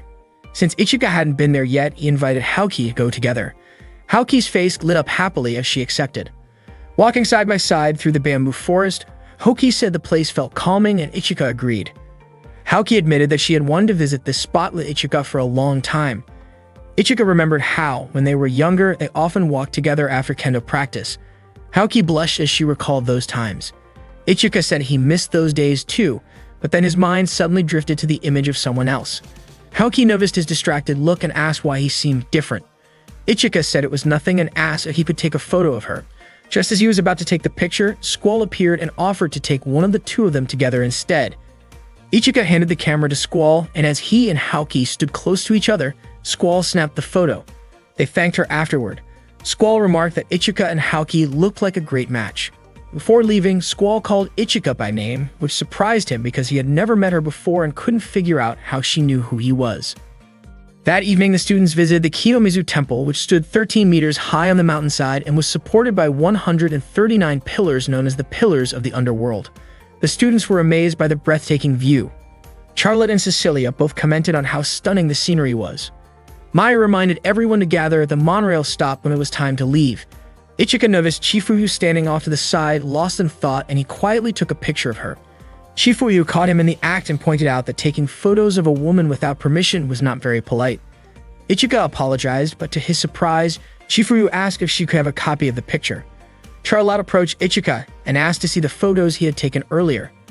Ichika showed them to her, and Charlotte was surprised by how many places he had already explored. While looking at the photos, Charlotte's chest unintentionally brushed against Ichika's arm, making him a bit nervous. Cecilia soon joined in to see the photos too, and her chest also accidentally pressed against his arm, which made Ichika even more tense. He asked them to take turns so everyone could see. Soon after, Yuko and several other girls gathered around, all of them crowding so tightly that Ichika was practically squeezed between them. Struggling to free himself, he accidentally dropped his camera. Ichika quickly moved to retrieve it from the lower level. While Ichika was searching for his camera near the bushes, Madoka suddenly appeared in front of him. Madoka said that she had come to take his life. She then activated her personal Infinite Stratos unit called Black Knight. Meanwhile, it was almost time for the students to gather, but Cecilia suddenly walked away, which made Haoki call out to her. Cecilia explained that Ichika had not returned yet, so she wanted to check on him. At that moment, the other students were already inside the train car. Shizune and Eriko reported that Ichika, Haoki, and Cecilia were still missing. From a distance, they noticed a strange light. Chifuyu quickly told Maya to take the students to the inn first, while she would follow after finding Ichika and the others. However, to everyone's shock, the train had already been hacked, leaving Maya and the students stunned. At the same time, Squall was watching the city from a high vantage point with a serious expression. Tatanashi, who found her behavior suspicious, approached and confronted her. Squall asked if Tatanashi's Infinite Stratos was still the one once known as the Thick Fog of Moscow. Tatanashi explained that this was its old name and revealed that her current unit was called Mysterious Lady. Tatanashi then questioned what Phantom Task was planning. Instead of answering, Squall asked how much Tatanashi actually knew. Tatanashi firmly declared that she would not allow Phantom Task to act as they pleased. Squall replied that it seemed Tatanashi had arrived too late, then quickly activated her weapon and moved to restrain her. Meanwhile, the train carrying the students began to accelerate dangerously. Lingen turned to Kanzashi and asked what was happening. Kanzashi immediately tried to access the train's control system. Maya asked Chifuyu what they should do next. Chifuyu instructed Maya to contact the school to request military protection. She was shocked to realize that Phantom Task was willing to use any means necessary to attack the students. At the same time, Haoki and Cecilia were still running through the forest, calling out for Ichika. Suddenly, a blast shot past them, narrowly missing its target. The attack came from Reiko's Infinite Stratos. Haoki glared in frustration, while Reiko coldly asked if they still remembered her. Ichika demanded to know why Madoka was always targeting him. Madoka revealed that Ichika was not her true target and that her real mission was to kill Chifuyu. Ichika was stunned to hear that his older sister was the one Madoka wanted to eliminate. Without warning, Madoka unleashed a powerful attack aimed directly at him, and Ichika let out a desperate shout. Ichika lay helpless after being struck by Madoka's gunfire. Madoka was confident that with her personal Infinite Stratos, she could defeat Chifuyu, so she immediately set out to find her. At that moment, Chifuyu was on a moving monorail. She asked Kanzashi to contact the mainframe to stop the train, but it seemed the system had been hacked. Frustrated by the troublesome situation, Chifuyu tried to keep her focus. Meanwhile, Tatiana was struggling to break free from Squall's grasp. There was no way she would allow Squall to carry out her plan. Squall revealed that she had planted a bomb on the Infinite Stratos School monorail and demanded that Tatiana stop it if she could. Tatiana insisted she was capable of doing so, which only caused Squall to tighten her grip, making Tatiana wince in pain. Squall attempted to end their fight, but Tatiana transformed into mist and escaped. Activating her own Infinite Stratos, Tatiana took to the sky, but Squall immediately pursued her, launching relentless fire attacks. Tatiana skillfully dodged each blast. At the same time, Kanzashi was hacking into the programming system when Tatiana contacted her, warning that a bomb had been planted on the monorail and urging her to stay alert. They estimated about 30 minutes remained before detonation. Kanzashi quickly relayed the warning to Maya, Chifuyu, and Charlotte, letting them know there was a bomb on the train. Ichika regained consciousness and vowed not to let Madoka harm Chifuyu. Elsewhere, Reiko was firing at Hoki and Cecilia.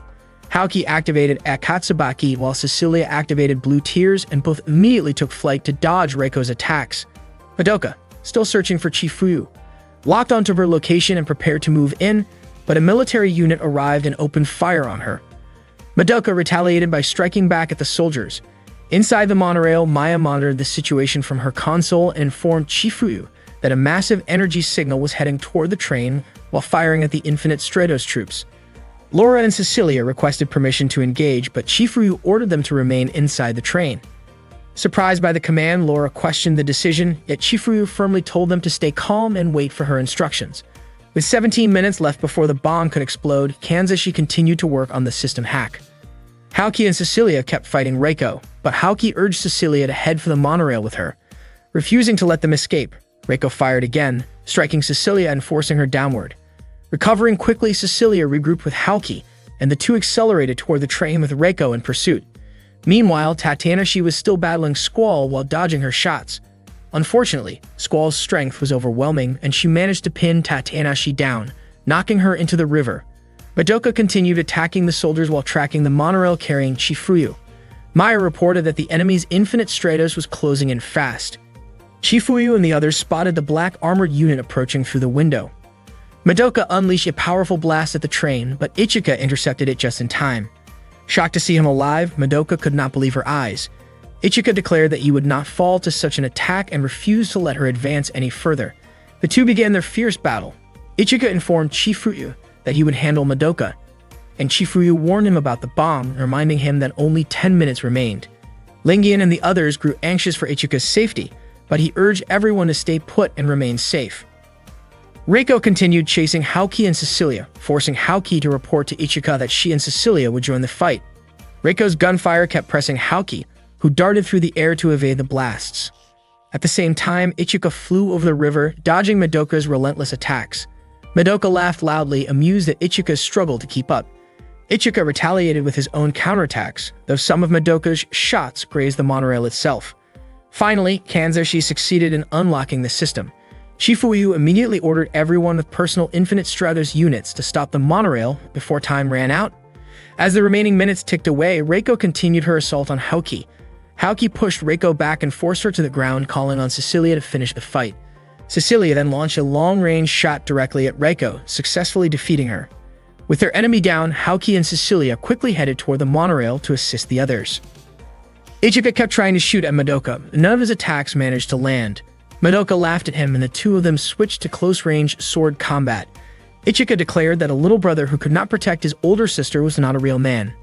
Meanwhile, Laura and the others were on top of the monorail car, quickly coming up with a strategy. Laura and Lingian planned to stop the monorail, while Charlotte would search for the bomb. At the same time, Kanzashi was still hacking into the system to locate the bomb, and Maya reported that only 120 seconds remained. Ichika continued to fight Madoka with everything he had, but time was running out fast. Laura and Lingian used all their strength to try and stop the monorail. With just 1 minute left, Ichika and Madoka kept clashing, while Haoki and Cecilia watched the fierce battle. When the timer dropped to 30 seconds, Kanzashi finally pinpointed the location of the bomb. She quickly informed Charlotte, who rushed to the spot, grabbed the bomb, and threw it toward Laura. Just as the time ran out, the bomb exploded. Ichika was stunned, completely shocked by the sudden blast. Madoka smiled coldly and immediately launched an attack at Ichika. Distracted by the explosion, Ichika failed to defend himself and was struck by Madoka's attack. He fell hard in front of Haoki and Cecilia. Haoki screamed Ichika's name in panic and immediately flew toward him, managing to catch him before he hit the ground. Cecilia quickly prepared to face Madoka. At the same time, Laura managed to contain most of the explosion with her protective barrier, preventing the blast from harming anyone else. Everyone felt relieved for a brief moment, but Maya reported that Ichika had been defeated, shocking Chifuyu. Cecilia and Madoka faced each other.